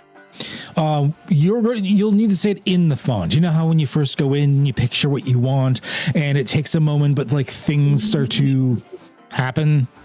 It's like foreplay. Well, in this case, you got to sweet talk it a little bit. Also like foreplay. Doc's in the background. When he starts mentioning the font of inspiration, Doc, knowing that that's part of his research, his transformation research, his gauntlet, like it kind of folds up and it has like a Nintendo Power Glove keyboard, and he starts typing in notes, and then kind of closes the gauntlet, just adding that to the file, so to speak, for later. Doc saw the movie The Wizard when he was younger and secretly always wanted to do that, didn't he? Mm-hmm. Once again, for the 3 people that know the movie I'm referencing. Person stands up and he does actually pull his face covering down, trying not to be intimidating, but it is still pretty repulsive. I walk over to Randolph and I extend my hand out and I'm like, you've done what we agreed to. You've given me the means to face Diaviki again. That's what I asked you to do. You're free. Appreciate that. As much as my urge to go back is drawing me there as quickly as possible, I gotta say my curiosity in how this turns out is stronger. So I'm gonna hang out for a little bit. Yeah, come see. You want to meet the mantis? Do you want to jump in the font? You could be like an elephant, bro. I'm pretty happy with what I am, actually, elder vampire and all, even if I'm a bit of a sham as far as being like the true master is concerned. I'm pretty happy with what I am, and I dare say a century in that blood place, it's going to be hard for any other vampire to match me. That's fair. Yeah, that's fair. All right. You ever met a banshee? No idea what that is. Can I bring him to meet Mitzi? Yeah. Okay. So what we'll do is before you guys like head off, so like where do you go as a group, like before you head off to the mantis thing, that you guys want to do a little like side tail, because it would only add like a little extra onto your trip. Yeah. To like the time. We love Mitzi, right? Let's I go. love Mitzi. Yeah. So far, He seems to be a real go-getter. He's just trying to please. And you're guessing by his physical appearance, he died when he was like a 15-year-old kid. You drive up to the tenement district, and Mitzi's he's on the border of it, hovering there, waiting for you. He doesn't seem to have any particular business with you. It's more like dog waiting at the door for you to come home from work situation. I get up and I by this point, it's been a couple of days. I've taught him a secret handshake. Yeah, he'll do it. Be like, oh, yeah. Yeah. Mitzi, what is up, my man? Oh, things are going pretty good, Mr. Cash. You still stuck in the border, eh? You can't get past that point? No, but I mean, that's okay. I get to help you. And that gives me some meaning, something to do. It's been pretty boring here past couple centuries. You ever heard of a vampire? Oh, I know what vampires are. Yeah. We don't get a lot of them in Timeborn, but it's not like I've never seen one here. Oh. Randy, I guess you're not the first one. That's good. Yeah. Yeah, no, most of the vampires I've seen come through here tend to be of the lesser variety. So whenever the Timeborn and the Planebreaker travels to a place with a really sunny sun, they go poof. Oh, yeah, I could see that being a problem. Mm-hmm. And it's at this point you realize you look over at Randolph and it's broad daylight and he's just standing there perfectly fine.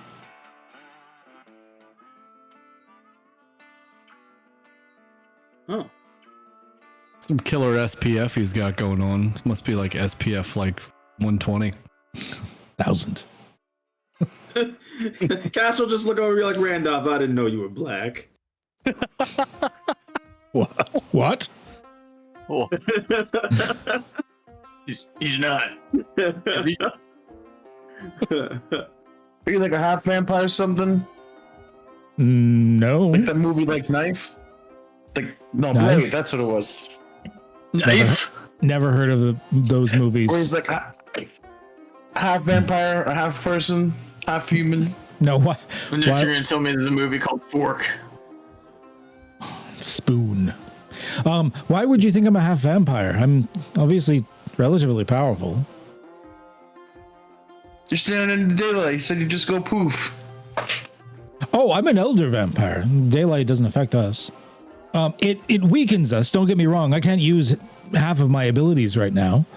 But elder vampires are not affected by the sun in that way. That's a myth we like to spread around.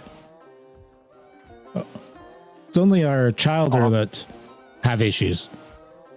Oh, see here, I was picturing him like Angel when he goes into Lorne's dimension. He's like, look how much not on fire I am. Yeah. That's a good one. Yeah, no, I'm not affected by it. Some of the elders like us, we become a bit weakened. I mean, I have heard tell of some of the truly powerful elders that are able to travel the worlds, that have heard of other types of vampires that are more than weakened in the sunlight. Some of them are not weakened at all in the sunlight. Their skin just glitters or something. Oh no. Yeah, that's rough.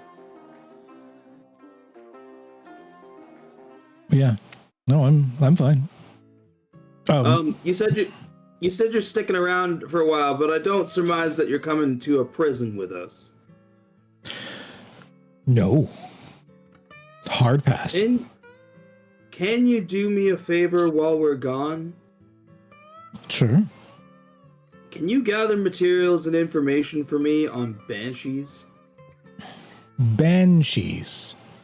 And you see Mitzi being like, "Oh, that's me. I'm one of those. I'm a banshee. Watch." And he goes translucent and misty again. Oh, that wasn't a very good one, and no one actually died. Don't worry, no one died. That was great, Mitzi. Thank you. That was top tier whaling. Good job. Thank you. I'm just like got my finger in my ear, like. Mitzi can't leave the district, and I want to make a way, if possible, or find a way, if possible, to help Mitzi explore the rest of Timeborn.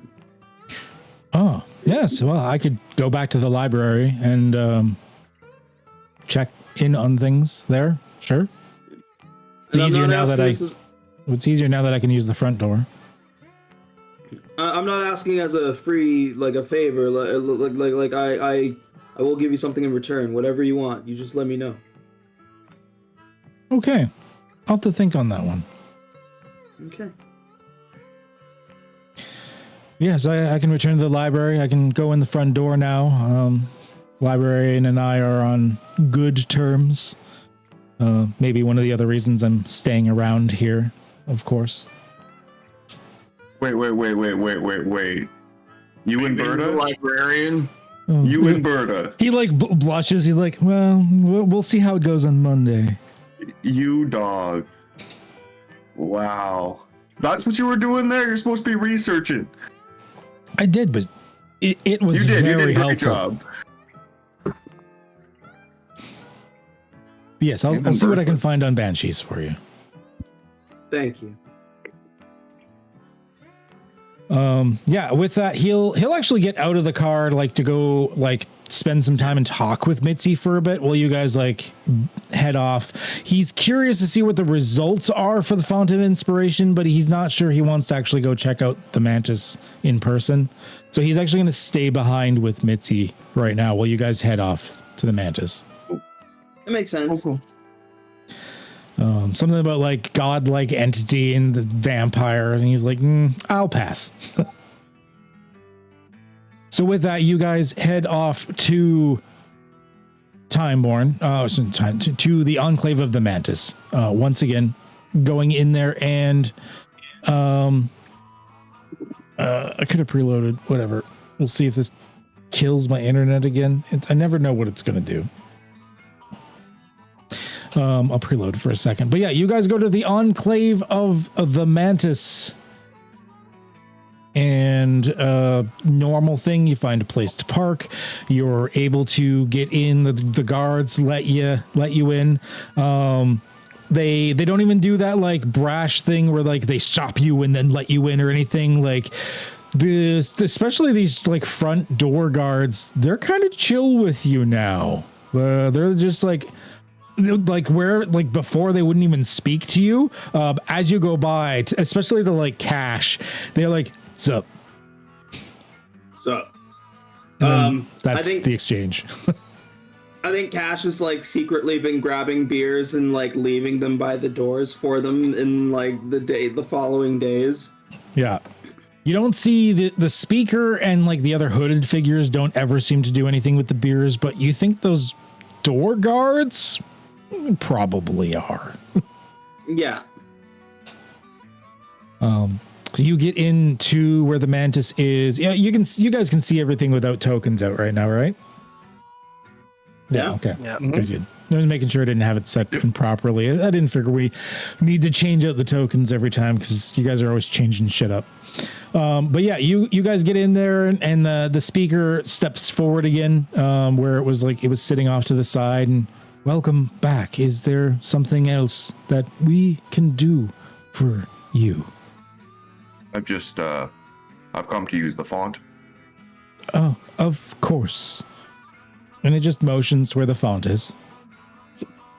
Thank you, Mantis. I walk over to the font and I like practice the word in my head like 500 times. Okay. Doc wants to do something as he hears the word uttered. I just want to point that out. Like when the word is being uttered by Carson, Doc is going to scan the font of inspiration. Okay. All right. So Carson, you prepare yourself and then you enter the font. And I will say that Doc, you're never going to hear the word uttered because he's in the font. He's traveled elsewhere. All right, when he goes in, can I scan it anyways? Doc is investigating his research, and he feels like at this time, while the font is active, that maybe by scanning the object itself, it'll reveal some sort of information that he didn't have the ability to know as a previous Doc. So, Doc, you use your sensor system, the most advanced technology you can conceive by some hyper advanced whatever gave you this.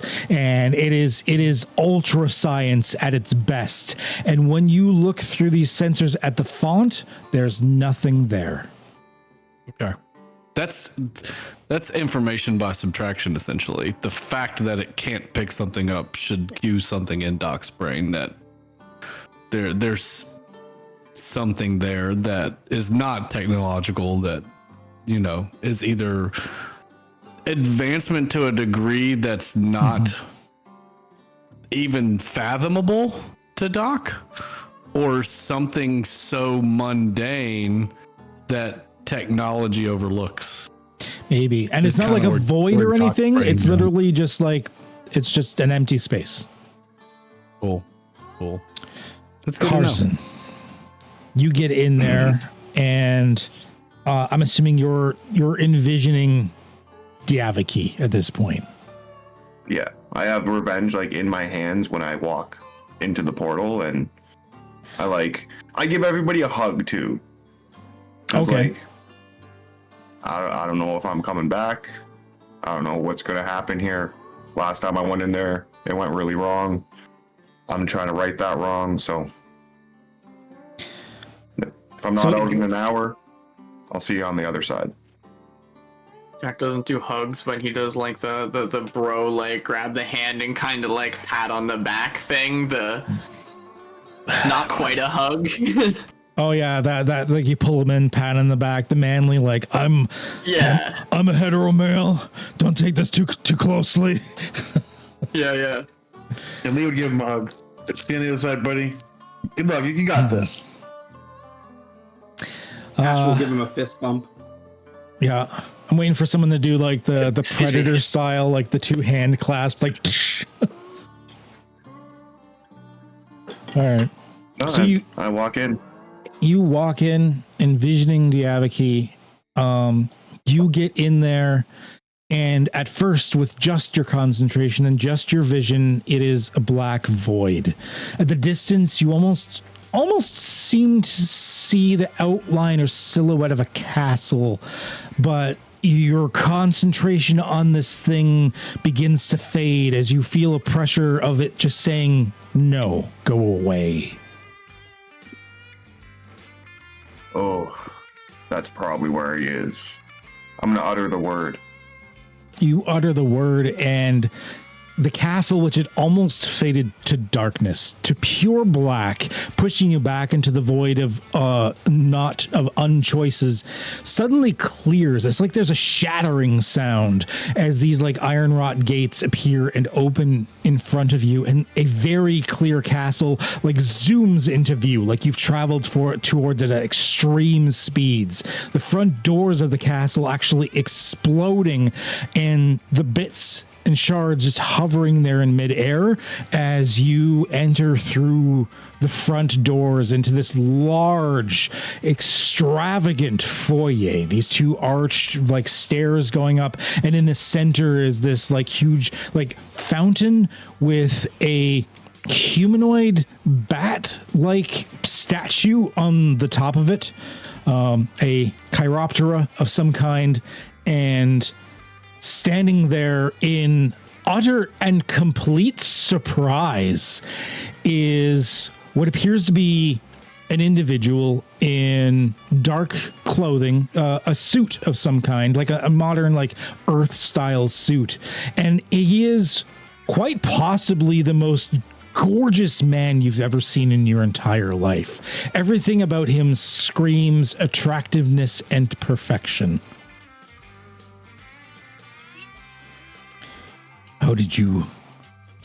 How? My name is Carson Nash. You took something from me, and I'm here to get it back. You insect. I know you. All right. Yeah. So we're going to do this this isn't going to be like a regular combat or anything. I'm going to make this is a singular check to represent how you're going to deal with Diaviki. So if it is through violence, it is going to be through a single instance of your attack. So put everything you have into this. Oh, okay. And that's what Carson would do at this point. This is like the culmination of all the darkness that he's been dealing with for the past like 5 sessions. Ah, fuck. Okay.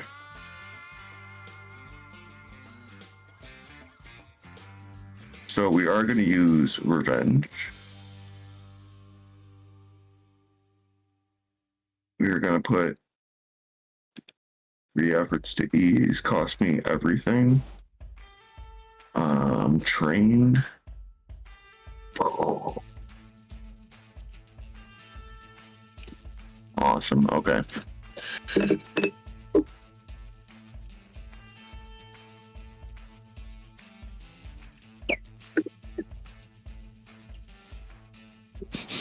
Oh, it was a 19. You can re-roll still. You can re-roll, or you can leave it there and see how it goes. This is a story thing. I'm gonna leave it. Okay, all right. I like this. This is so good. And this is going to go exactly. This is going to work perfectly for the way we kind of wanted this to go. So you push your all into this bitter battle. You do catch him off guard. The first crossbow bolt actually hits, although it's barely scratches along his shoulder, damaging the cloth more than his actual physical form, causing him to become enraged. Pushing everything that you've gained fighting vampires in the past, gaining abilities of all kinds that you've gotten traveling aboard the plane breaker and going into other dimensions is enough to keep you alive for a while. You fight tooth and nail at this point just to survive. You do get a lucky shot in on him at one point, I will say. Enough that he staggers back and gets really pissed off. So what he does is he actually reaches towards you for extra power, drawing the curse off of you so that he can actually absorb it back into himself for that extra oomph. And when he does so, he comes in seemingly teleporting, or you're guessing he's just moving faster than your mortal eyes can see. He comes in and all you experience is pain. And you black out. Your first thought as you start to come to is that the floor is awfully cold and uncomfortable and kind of rough. Your mind begins to clear and you sit up and you look over to a rough hewn room of what appears to be metallic blocks of some kind, with one end of the room actually being nothing but metal bars, the inside of a cell. Numerous chains and this the sounds of people fighting and screaming and everything happen from outside of this cell. And inside of the cell with you is a single individual, similar to kind of what Doc looks like with the biomechanical parts, the cybernetics. He looks like he's not as well equipped as Doc, most of the parts having been stripped down to only provide the barest of function that he can have. He looks at you and goes, nice to see you awake. Hey, where the Rumi. fuck am I? Where's Diaviki? What's going on? Well, someone seemed they thought it'd be funny to bring you here. Instead of killing you or something, decided to let you stew a bit. Funny? I'm sorry, did you say somebody thought it would be fun? I punched the metal brick as hard as I can and break my hand. You're like, oh, fuck! I wouldn't do that. Medical here's shitty. What is this place? This here is the prison of eternal torment, also known as the chains, and many other names. Oh, My name's Bruce, by the way. Carson. Well, Carson, you're in here for a mighty fine stay. I do say so. Well, like, can I file an appeal for like justified and expedited court date, or Court date. That's not how that works here, boy. No, you're here. You're here until either whoever put you here releases you, or I don't know, you die, which is unlikely. There's magic about this place that doesn't really happen. If you're real bad, well, the warden, he'll add you to the central core. You won't even remember what you are at that point. You'll just know pain. At least here you can have reprieves from it when they feed us once in a while. central core, eh? You don't want that. Trust me. Look, Bruce. We're not going to get sent to the central core. And I'm going to get the fuck out of here. Now, as you say that, in the barest, it's like the barest flicker of a dying flame inside of you. You can feel your connection to the font still. That hasn't receded. It's like you, despite being here, are still within the font as well. But it's barely there. And you feel like with time, maybe you could nurture this, but at the moment, it's not enough that you could embrace it to embrace the font once again.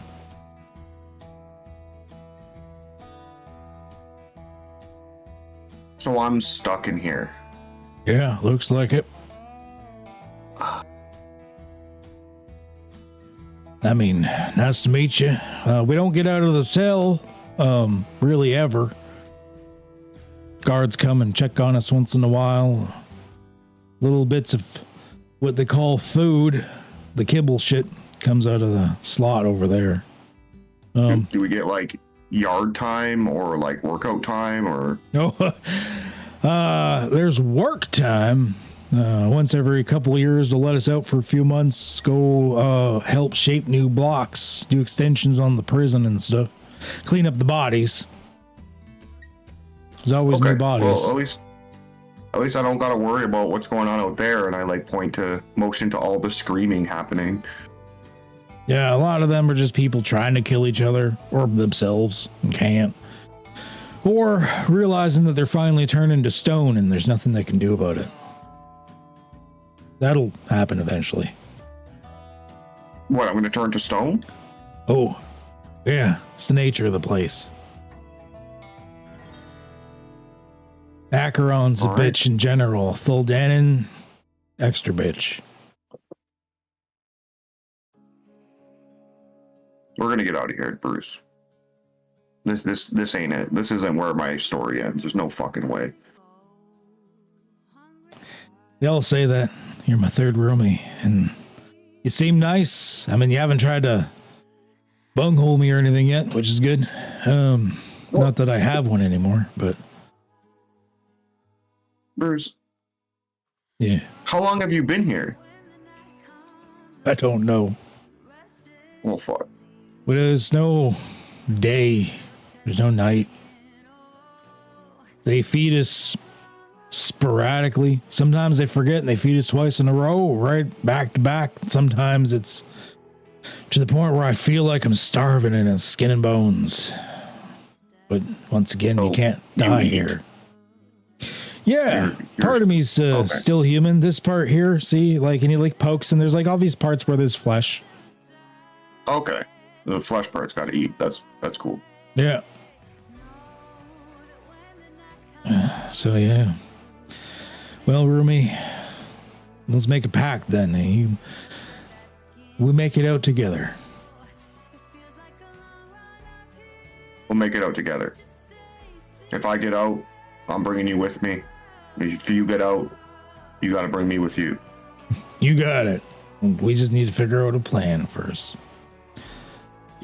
With that, Carson, Adam, narrate to me how long it takes and what happens in the meantime as you nurture this flame inside of you for the font. Like how long is it? And like, what is the occurrences? What are some things that happens to you along the way? Carson is stuck in a little room with no books, technology, anything like that. And he's kind of going fucking nuts. So he just works out every day, all day, and does these little prison workouts. He goes along to one of the work camps for a bit and like gets into it with like a vampire gang that he has to defend himself from. He learns a little bit of like the conflict between the robot cyborg ninjas and the vampires, which Bruce was a part of in some way or another. That's right. He was a cyborg ninja. Yeah, like I defend myself. I have to fight a lot. I spend most of my time working on my physical strength, and since I didn't get to do anything to Diavaki, that's a big part of what I'm doing is motivation for revenge. Like you remember that fucking episode of The Simpsons with Sideshow Bob, Die Bart, and he has Die Bart written everywhere, and he's like working out and shit. That's what I'm doing. Okay. And without like knowing the time, theoretically, how much time have you spent in here during this process? Carson would do his best to keep track of days and like etch notes on his cell walls and stuff the best that he could. It's been about 5 years. So 5 years pass, and every day you work on your physical body as well as your spiritual self to nurture that flame. And finally you get to the point where you feel the font of inspiration has connected. You can feel like almost like an electrical snap as you connect to it, and you realize you can get back to it. Maybe you can open almost like a portal in some way to return to the font. All right. And it's at this point I'm going to say Bruce. Bruce is still there. Although his cybernetic leg is useless now as it has turned to stone.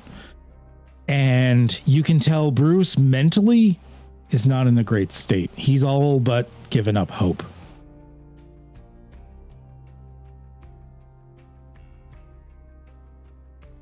I think I got us a way out here, Bruce.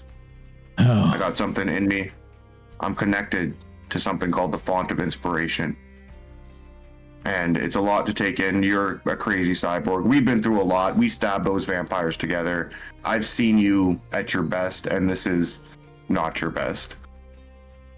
I'm going to open this portal, and I'm going to pull you through it with me. Oh. Brother, are you serious? I'm serious. I don't know if it's going to work. I don't know if we're going to die. I'm not exactly sure, but I have something in my jellies, and I feel like we can get back to Time Born. You and me together, then. Brothers you always. And me together. And fuck those vampires. Fuck those vampires. With that, he stands as best as he can, the one leg, like once again, sort of fixed in like a half-bent position, which makes it awkward for him. But he like grasps onto your shoulder to steady himself, and he's like, fuck her, let's give her. Go, brothers to the end. So you Yep. Go ahead. I was gonna say I try to activate that, reach in myself. So you reach in, you can feel the flame of the Font of Inspiration expanding, and you can feel it enveloping the both of you and bringing you back to that void of decisions and undecisions. But as it does so, despite holding on as close as you can, as firmly as you can, it's like he just keeps getting further away from you, despite touching each other, to the point where eventually you just don't feel his touch anymore. You see him in the distance, in the blackness, slowly fading away. His last words to you are, just go. Oh, Bruce, what the fuck? What the fuck? No, hold on, man. Hold on. You're back in the void of decisions and undecisions. Is there any more concentration you're doing to shape yourself in any particular manner before finally willing yourself to come back? No, all of Carson's appearance changes happened naturally over those 5 years. Okay. Minus the ugliness, which is now gone because the curse was removed as part of your fight. So the rest of you, Carson goes into the font of inspiration and disappears for about 30 seconds, after which a new Carson, grizzled build. Go ahead and describe yourself, new Carson. I'll get the picture up. Carson has like longer hair. It's like past his shoulders now. He is fucking jacked. Like he has these huge pythons, 6-pack. He is still like opposed to the token art, he does have like a tattered Pizza Planet shirt on that's all ripped and bloodstained and messed up and covered in crap. He is covered in these shitty grade tribal prison tattoos, and he is like beat to shit. Like he's missing a couple teeth. He has a like permanent black eye, and it's got like that thing going on where half of his eye is like blood red because it like blew into there. And he wears like this chain necklace that was put on him when he was placed in there. And like, you look like you just broke out of jail. As he comes out, he just starts like trying to run back into the font and like getting zapped by it. Like, Bruce, no! What the fuck, man? Bruce! Then I immediately turn around. Bruce. First person to talk to me, you, Jack, I put my shiv up to your throat. I'm like, who the fuck are you, vampire? Carson, it's me. Jack. That's you, man. I give you the biggest hug. No bro hug bullshit. I like latch onto you with my big pythons and like pick you up in this embrace. Jack's probably like taken by surprise. Jack's probably smaller than Carson at this point now. Like Jack's not like super built or anything, so yeah. He's just like, whoa, what the fuck? Dude, it's been like 30 seconds. What the hell happened to you? Where did you go? I've been in prison for 5 years. What? Yeah. I've been in prison for 5 years. Jack, I went in there. His phone to see what time it is. It's like 30 seconds later. What happened out here? I'll look around. This is exactly how I remember everything. Yeah, because you just went in there. Doc chimed in. It's been 31.7 seconds since your departure. Nah, dude, I went in there, I found Yaviki, I used the power word, and I fought him. And I did a little bit of damage, and we had this back and forth, but he's a tough motherfucker, and he took me out. And I guess he put me in prison because he thought it would be funny, more funny than just killing me. So I was stuck in this prison for the longest time. I had this little flame of the font of inspiration that I nurtured and eventually got back, but like, yeah, dude, I'm old now. I'm 24. I'm an old man. Are you calling me old? First of all, watch your language. Second of all, Who gives you the stink eye? I resent that as both Doc and Justin.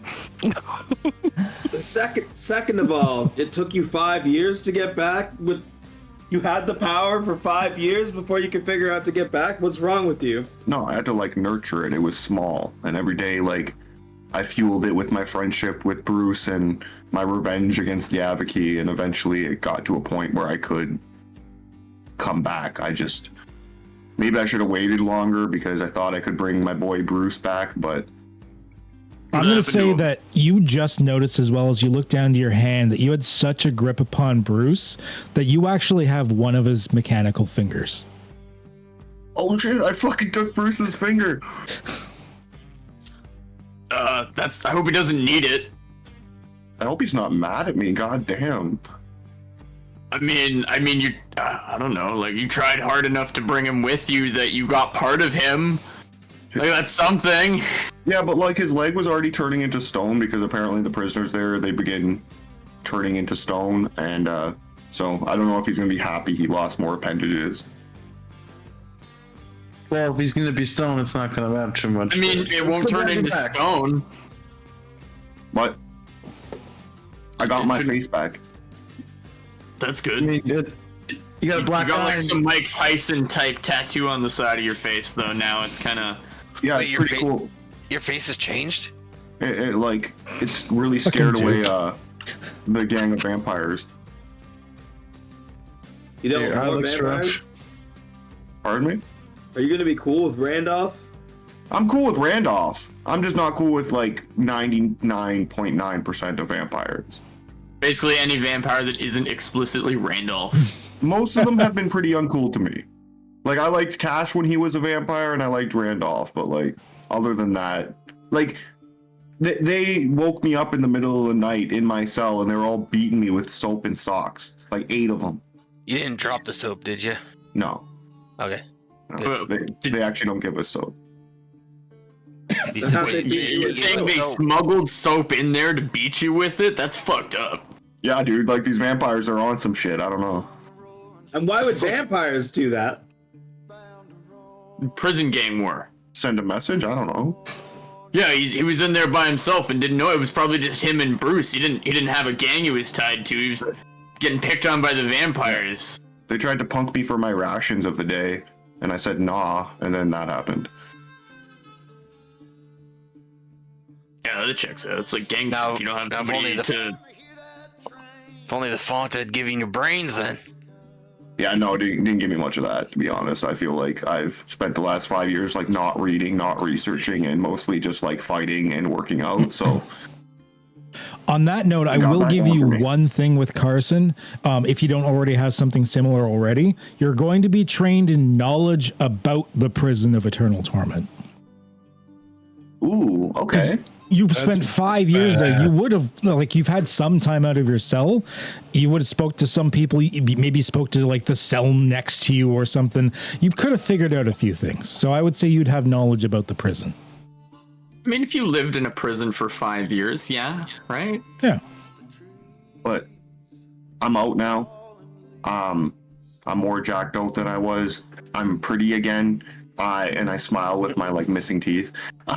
And most of all, I got my family back. I got you guys, and I didn't know what you guys were doing. 5 years is a long ass time. You guys do a lot of crazy shit. So when I was in there, I thought I was gonna come back out to like Duke missing legs and like Doc is a tentacle monster now, and you know. No, it's been 30 seconds. We still plan on going there. Yeah, where the smiley face is, just flashes 8-bit emojis. Like the first one's a yellow heart, like a friendship heart. The second one is a pizza, and the third one is like a thumbs up. It says he likes pizza. When you say like you're with your family again, and he's like, my friend from Pizza Planet. I'm glad you're Boomer, back. This is a lot to ask, but I almost in the future, since you set up like your camera through OBS, I almost want you to like get some emojis that you can pop up on your camera. Dude, I will set up emoji transitions and just have friendship and just like keys on my stream deck. I can do it. Awesome.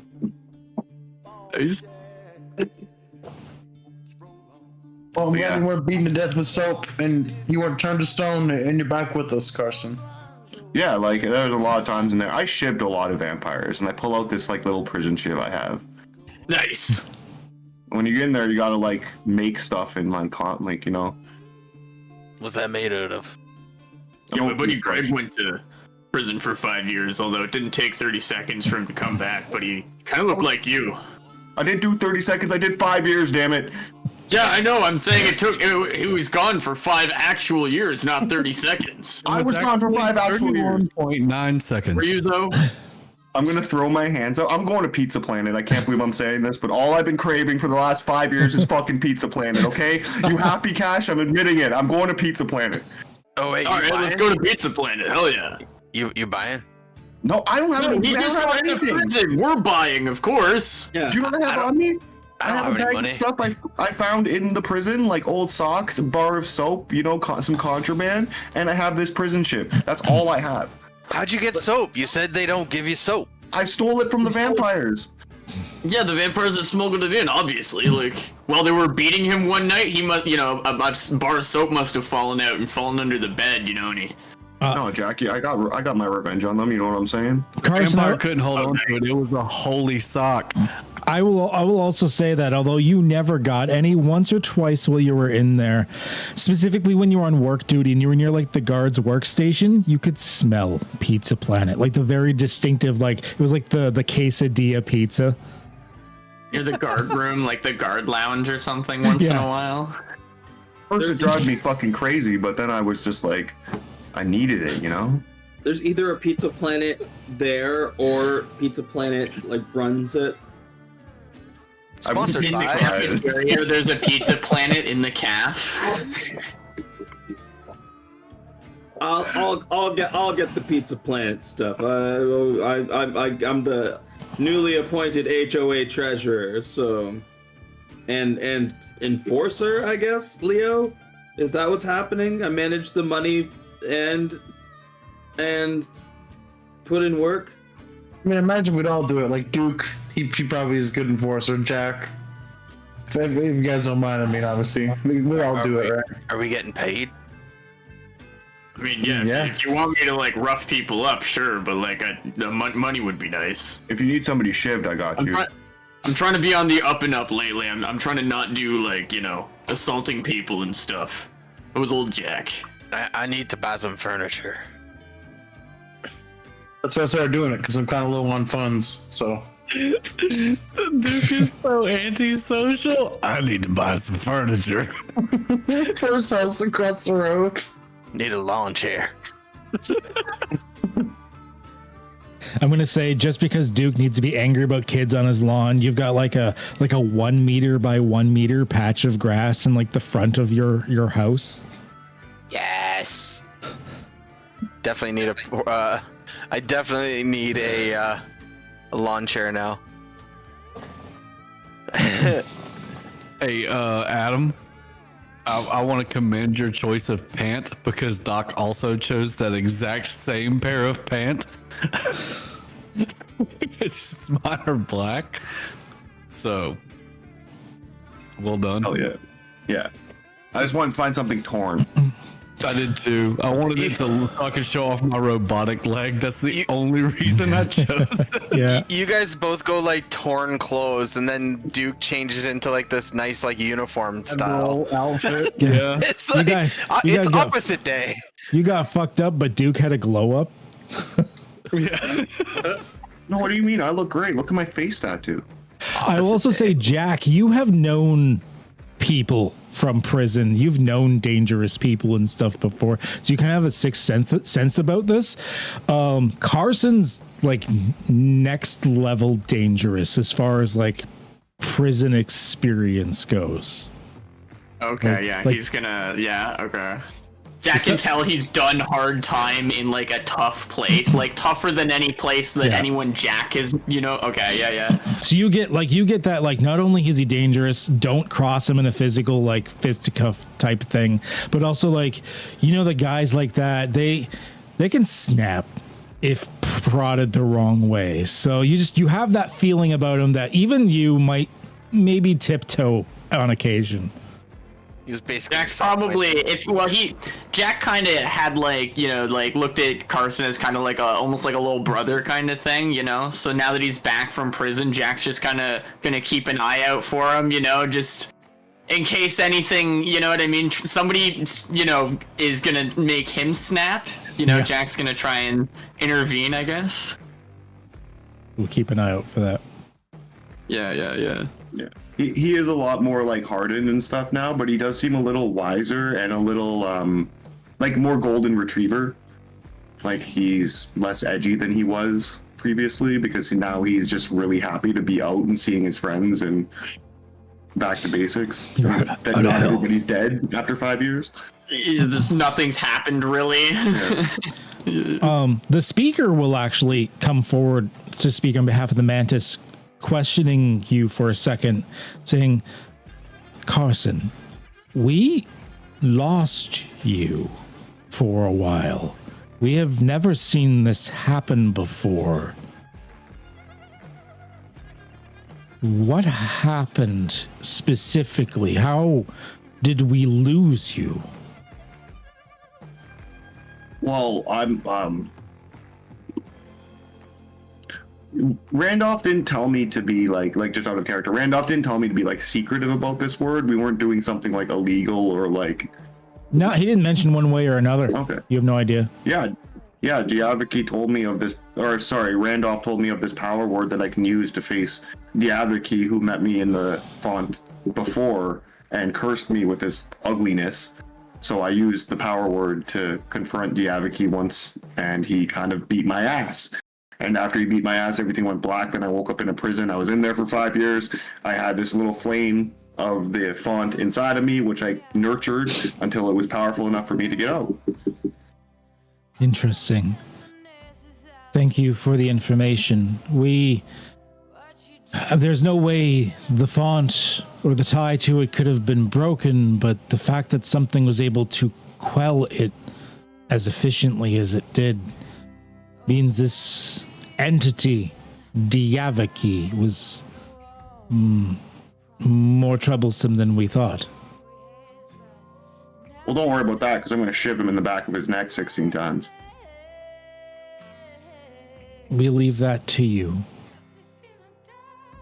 Yeah, he's not going to be a problem for much longer. With that, the speaker just goes back to its position. So, with that, you have a brand new Carson, or old Carson, sort of both. You've gotten the area sort of getting to be under control. You're organizing the tenement district, which is, I don't know if you guys realized you're the ones that caused it to plunge in the chaos in the first place, because like Doc kind of did it, and it was to someone he'd never met, and you didn't, Morgul. Because the house was oh yeah, you did hear the name Murgle. So I don't know, have you guys like put 2 and 2 together? Yeah. Okay. Carson, no. Okay, so that's you're restoring order to the chaos that you created at this point then. Yeah. And Doc knew when we came back, when you said Murgle was the homeowner association, he put all the pieces together immediately. So, but you told Doc also, or Doc knew, you didn't tell him, Doc knew via that, what was that, like little scion plant that Doc's cut open and traveled through, that he was also a child killer, and Doc has no 0% that he would ever save somebody like that. So that was not even a choice in Doc's mind. Well, you guys, especially now that you run the district, you know that Murgle, although he was kind of friendly enough to you guys, those that interacted with him the first time, and he kept order within the area, that doesn't mean he was a good guy. He very much kept order through a measure of violence and possibly brutality. And although he kept order, that order is not always positive for people. So you imagine it's gray. It's all shades of gray as far as you're concerned. But you have everything you need. Carson, you do know that you don't know if there's other time shenanigans or what's happening, but you do know that your brother is in a place where he is slowly turning to stone. He is in hell because he could not come with you. And he's missing a fucking finger now, which I gotta bring back to him. He's missing, like, he took like his pinky finger. I gotta save Bruce, guys. As I'm eating my pizza, like, you know, covering it, like looking around, like. I'd like step back away from him. Like, yeah, we'll help you. We'll help you save Bruce. Don't worry. Sounds like a cool guy. He was like the fucking best.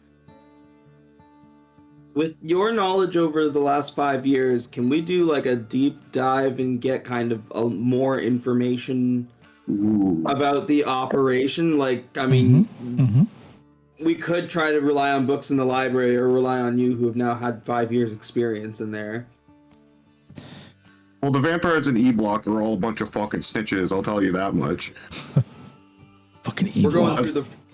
if we're going through the front door, who can be useful to us while we try to achieve our goal in there? Doc would immediately chime in and go, "Do you think Leo will smell like a cop to the other prisoners?" Oh yeah, 100%. Definitely. 100, yeah. He smells worse to me now, actually.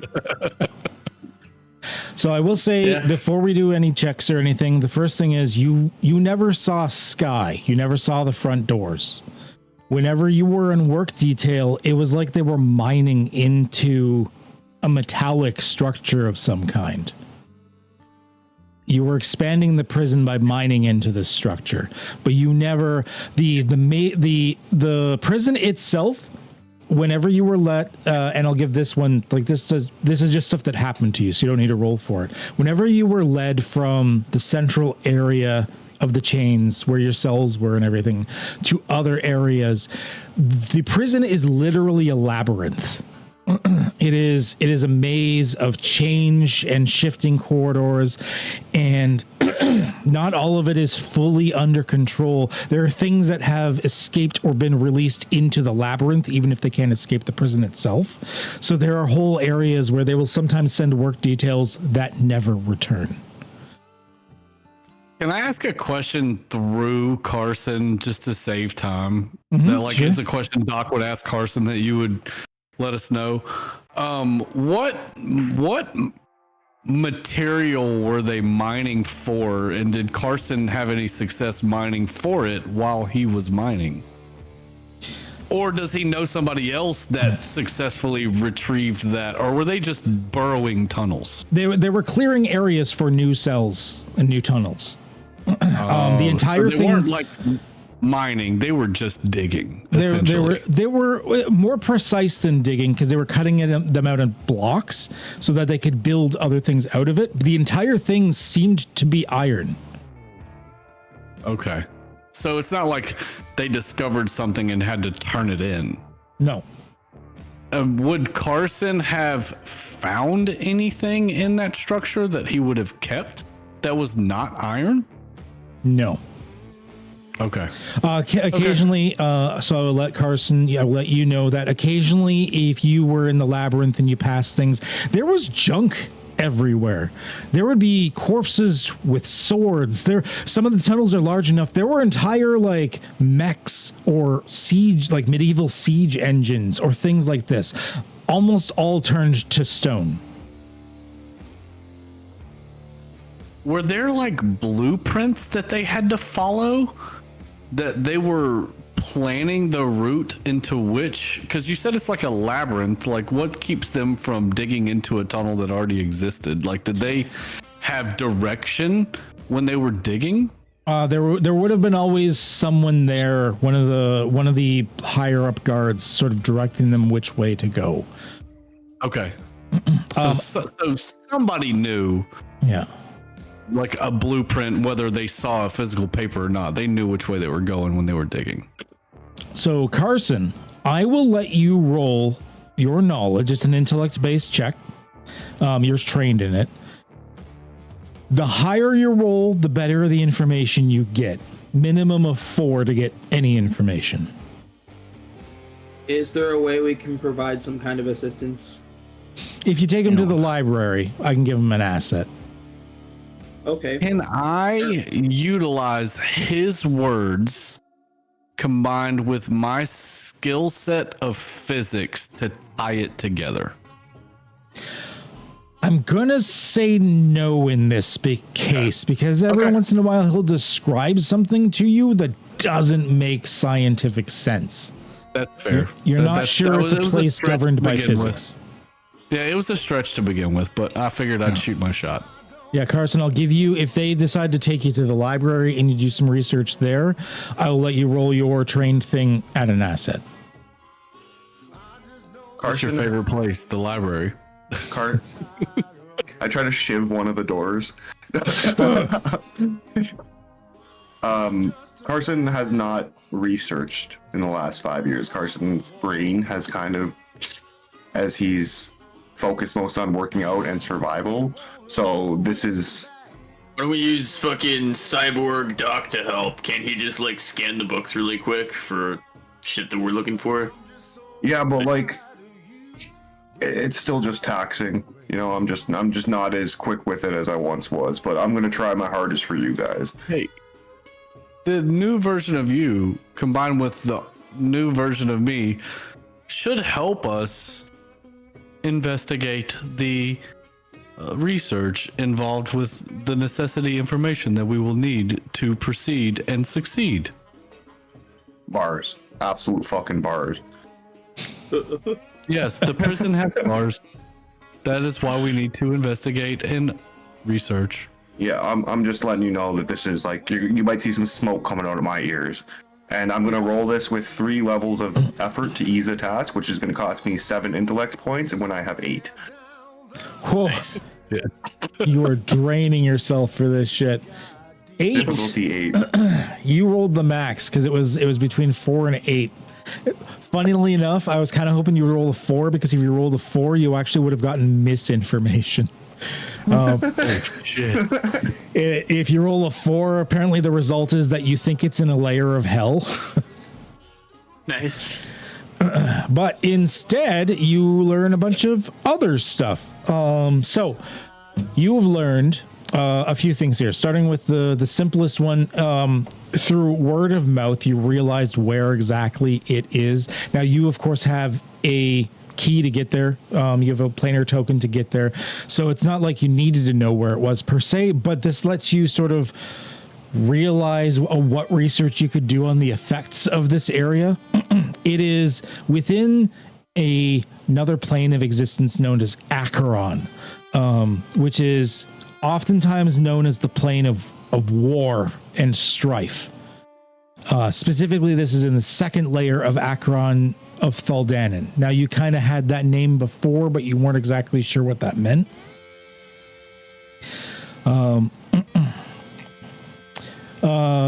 People will often bring a foe that they want neutralized forever to here and seek out the warden of this iron prison known as Dodgson the Judge.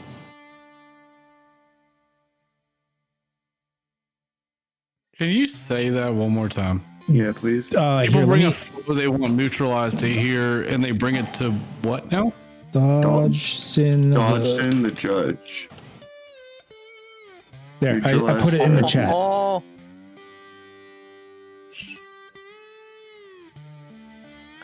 Okay, that reminds me of something. I was reading the quests earlier today. Oh, shit. Duke. Well, no. Which chat? I'm looking at all 3 chats. What chat did you put it in? No, not chat, in the quest log. It's in the quest log. The lock. Only the hat of a judge will suffice. Yeah. We need that motherfucker's judge. Or we need that motherfucker's hat. So that is the warden of the place. Surprise. You never saw the warden the entire time you were there, so you don't know anything about him specifically other than that name and that he is the warden. You will also know that his lieutenants wear a badge that looks like an iron cube with spiked bars around them. That's like their badge. Sorry, their badge was spiked. It's an iron cube that looks like it's bound in spiked bars. Awesome. Those incarcerated in the iron prison, those incarcerated in the core of the iron prison are infected with a magical curse that brings them internal torment, loss of identity, and an inability to ever leave that confinement. You never saw the core of the prison. Infected with a magical curse that what? Doesn't allow them to leave, essentially? It brings them eternal torment, a loss of identity, and an inability to ever leave that confinement. Now, you heard rumblings of the core of the prison, and that it is the worst place to go, and that the worst of the prisoners, the most nefarious, the most powerful, were all sequestered to that and confined to the core of the prison, but you never saw it. Yeah, they This is call it like the some hole. Dante's Inferno shit. I really hope Bruce ain't in the hole.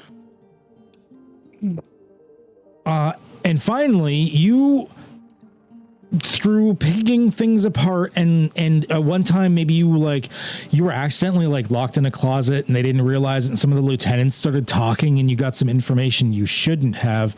You know that the judge, Dodgson, holds a key for this iron curse, and that those affected cannot be reclaimed even with the most powerful magic unless the holder of that key uses it to restore them.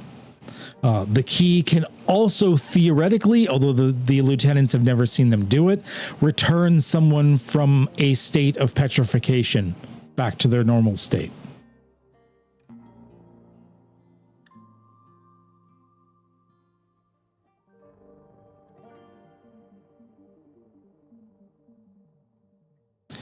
And that's all the base information you get out of that. If you have any other What are the two uses of the key? questions. I got the second one. It can theoretically return someone from a state of petrification back to their normal state. What's the other thing the key can do? Basically, it's the only thing that can free someone from that core of the prison. Oh, the core. Okay. It's the only way they can be freed from confinement.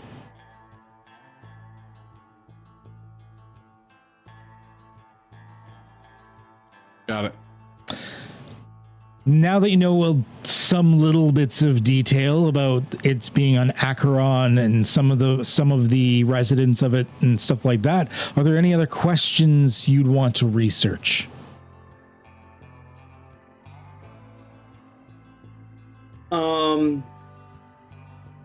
Carson would know. Carson, the vampires, are they like prime like vampires like Randolph, or like are they susceptible to sunlight? I Go ahead. I would assume that they're lesser vampires because one, I could shiv them to death, and two, we never had sunlight. Like in the prison, there was never any. Like I haven't seen outside in 5 years. What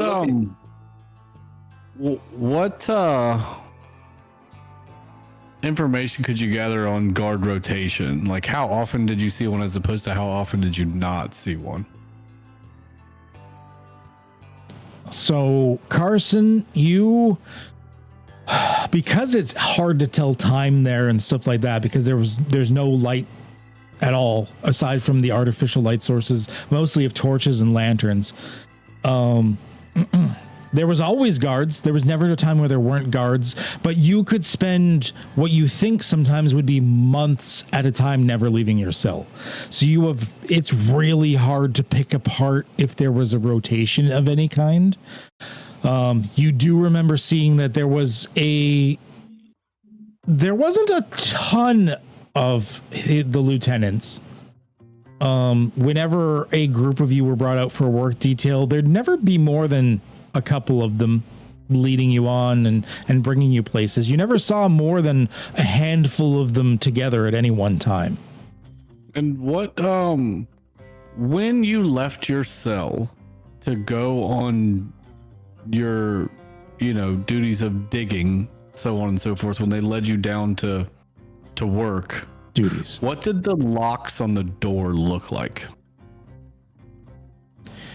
The locks on the doors appeared to be a mixture of mechanical and magical, as far as Carson could tell. Because Carson, you don't know much about magic stuff, but you know that there would be a lot of the lieutenants would have key rings, and the keys themselves would shimmer with these like blue runes on them. And whenever they would unlock a door, the entire door would flicker blue for a second. How thick were the walls next to the door? Were they the same as the door, or were there a noticeable thickness more than the door? It's hard to tell because of the labyrinthine type structure and the fact that even gravity works a bit wonky. Like think of like the scene from Labyrinth type of setup. So it's hard to tell, but quite often the thinnest wall, Carson, I would say that you ever saw was probably half a meter thick of iron, and that would have been the thinnest. Quite often, they were much thicker. So we've had two 1980s movie references tonight. I guess so, between yeah. The Wizard and the Labyrinth. Lovely, lovely. Anybody want to hit the trifecta? Didn't I do one earlier? I think Did we you? have said Did I miss more. it? Yeah, I think we have said more. 1980. Oh, maybe that is that 90s. I don't Which know. one is Really. the reference? Original, like Terminator. Yeah, That's that's, it. 90s. That's That was 80s. 90s. One, I think. Terminator 1 was 80s, wasn't it? Terminator yeah. one was 80s. Yeah, it was. It was late 80s. So Carson has a question I have a question for Carson. Over the span of the 5 years, I would have definitely been trying to gather as many rumors, notes, etc. of anybody who's ever tried or successfully escaped. And if they tried, how it went down, to see if there was any pitfalls. There's a trench that you can jump over, but there's actually a tentacle monster in it that fucking kills you immediately. Or anything like that. Okay. There's always attempts. Usually people begin to turn to stone and they start to get desperate about it. And turning to stone seemed to be a very sporadic thing. You saw new guys show up and turn to stone within an hour. And then you've heard of guys being in there for millennia and they're perfectly fine. And as you've seen people finally panic and try to escape, usually running away from their work detail or something like that, because breaking out of the cells were nigh impossible. Either they were just hunted down, or every once in a while the lieutenants would actually just lower their weapons and laugh and wait for them to run into the darkness of the labyrinth, only to hear screams moments later. I got one more question. Sure. Did the walkways outside of the cell, were they in corridors or was it open? Bit of both. I want to say the area, Carson, that you were in primarily was a really tall shaft that was square rectangular in many ways, that had possibly thousands of levels to it, but you know that wasn't the only one. And then there's these maze-like labyrinth corridors leading through the rest of the iron terrain, leading to other similar open concepts. Sometimes you remember passing through areas where there were cells that were very walled off and closed concepts, sometimes with doors that were more solid than actual bars. It's there's not one plan, layout, or style. It's just sort of over however long this thing has existed. It's just kind of grown and evolved. So asking Carson, obviously we're role playing through Carson right now since he doesn't know all the information.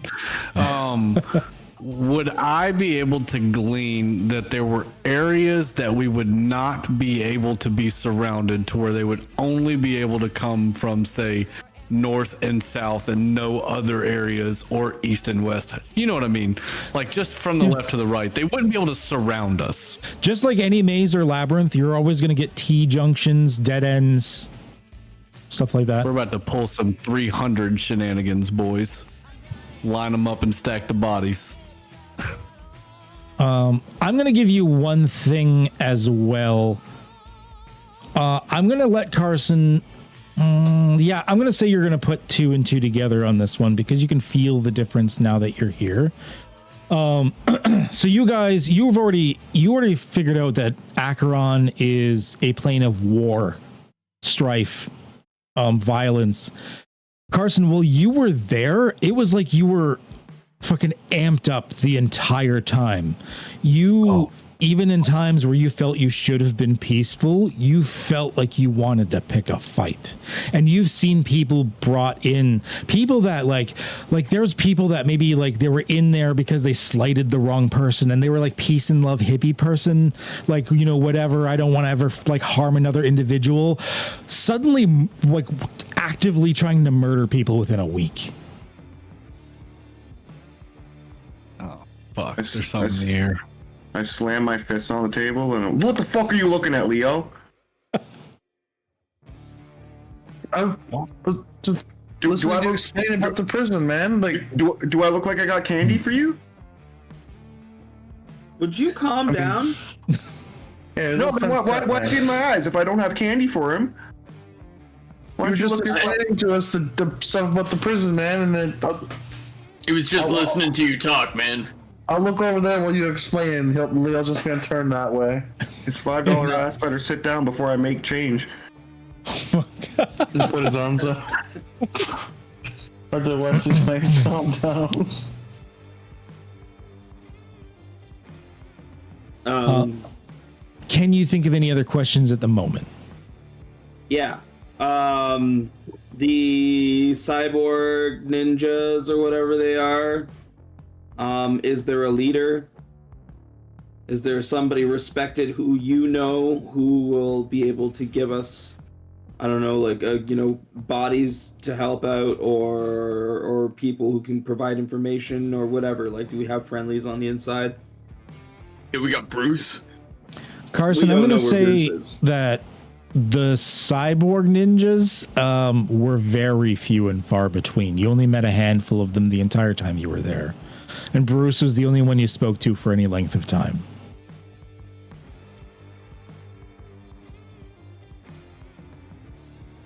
God, I miss Bruce. Doc, we need to adjust my gun. I can do anything you need me to. I've got all of the plans inside of my brain. Just tell me how you would like to upgrade. It shoots energy pulses. I need it to shoot ones that will hurt vampires with like UV rays. You want me to make a roll on that, kid? If that's possible? Yeah, roll an intellect task for me, please. And then you have like mechanical skills or something like that. So Yeah, you mechanical can use those. engineering. Yeah, that's fine. Use that one. Make sure it's tied to intellect. Okay. You could you turn a weapon into an energy weapon? I'm gonna use 2 points of You effort could try. here. It would be a higher difficulty. Since he already has an energy weapon, I'm going to say 3 is enough to tune it to be more like UV instead of whatever it was doing before, like gamma or something. If you want to do something like if Duke wants you to do something like turn a shotgun into like a light shotgun, like sun shotgun or something, that would be significantly higher. Yeah. Yeah. I'm starting to run out of ammo, and I don't know how we're gonna get some more. Have you checked the shop? Yeah. You looked for ammo at the merchants Yep. in Timeborn? Yep. Hey, why don't we just go through the portal to like fucking Gunland or whatever, where bullets grow on trees, and pick some bullets? He makes a good Guntopia. point. Man. So we're going to Texas? Yeah. Because you'd probably never get me to leave. Those bullets are too big for that style of gun. Everything's bigger in Texas. I will make no comments. I don't need Texas to hate me. Texas out there watching, we love you guys. Glad you could join us on YouTube. If you're not, fuck Texas.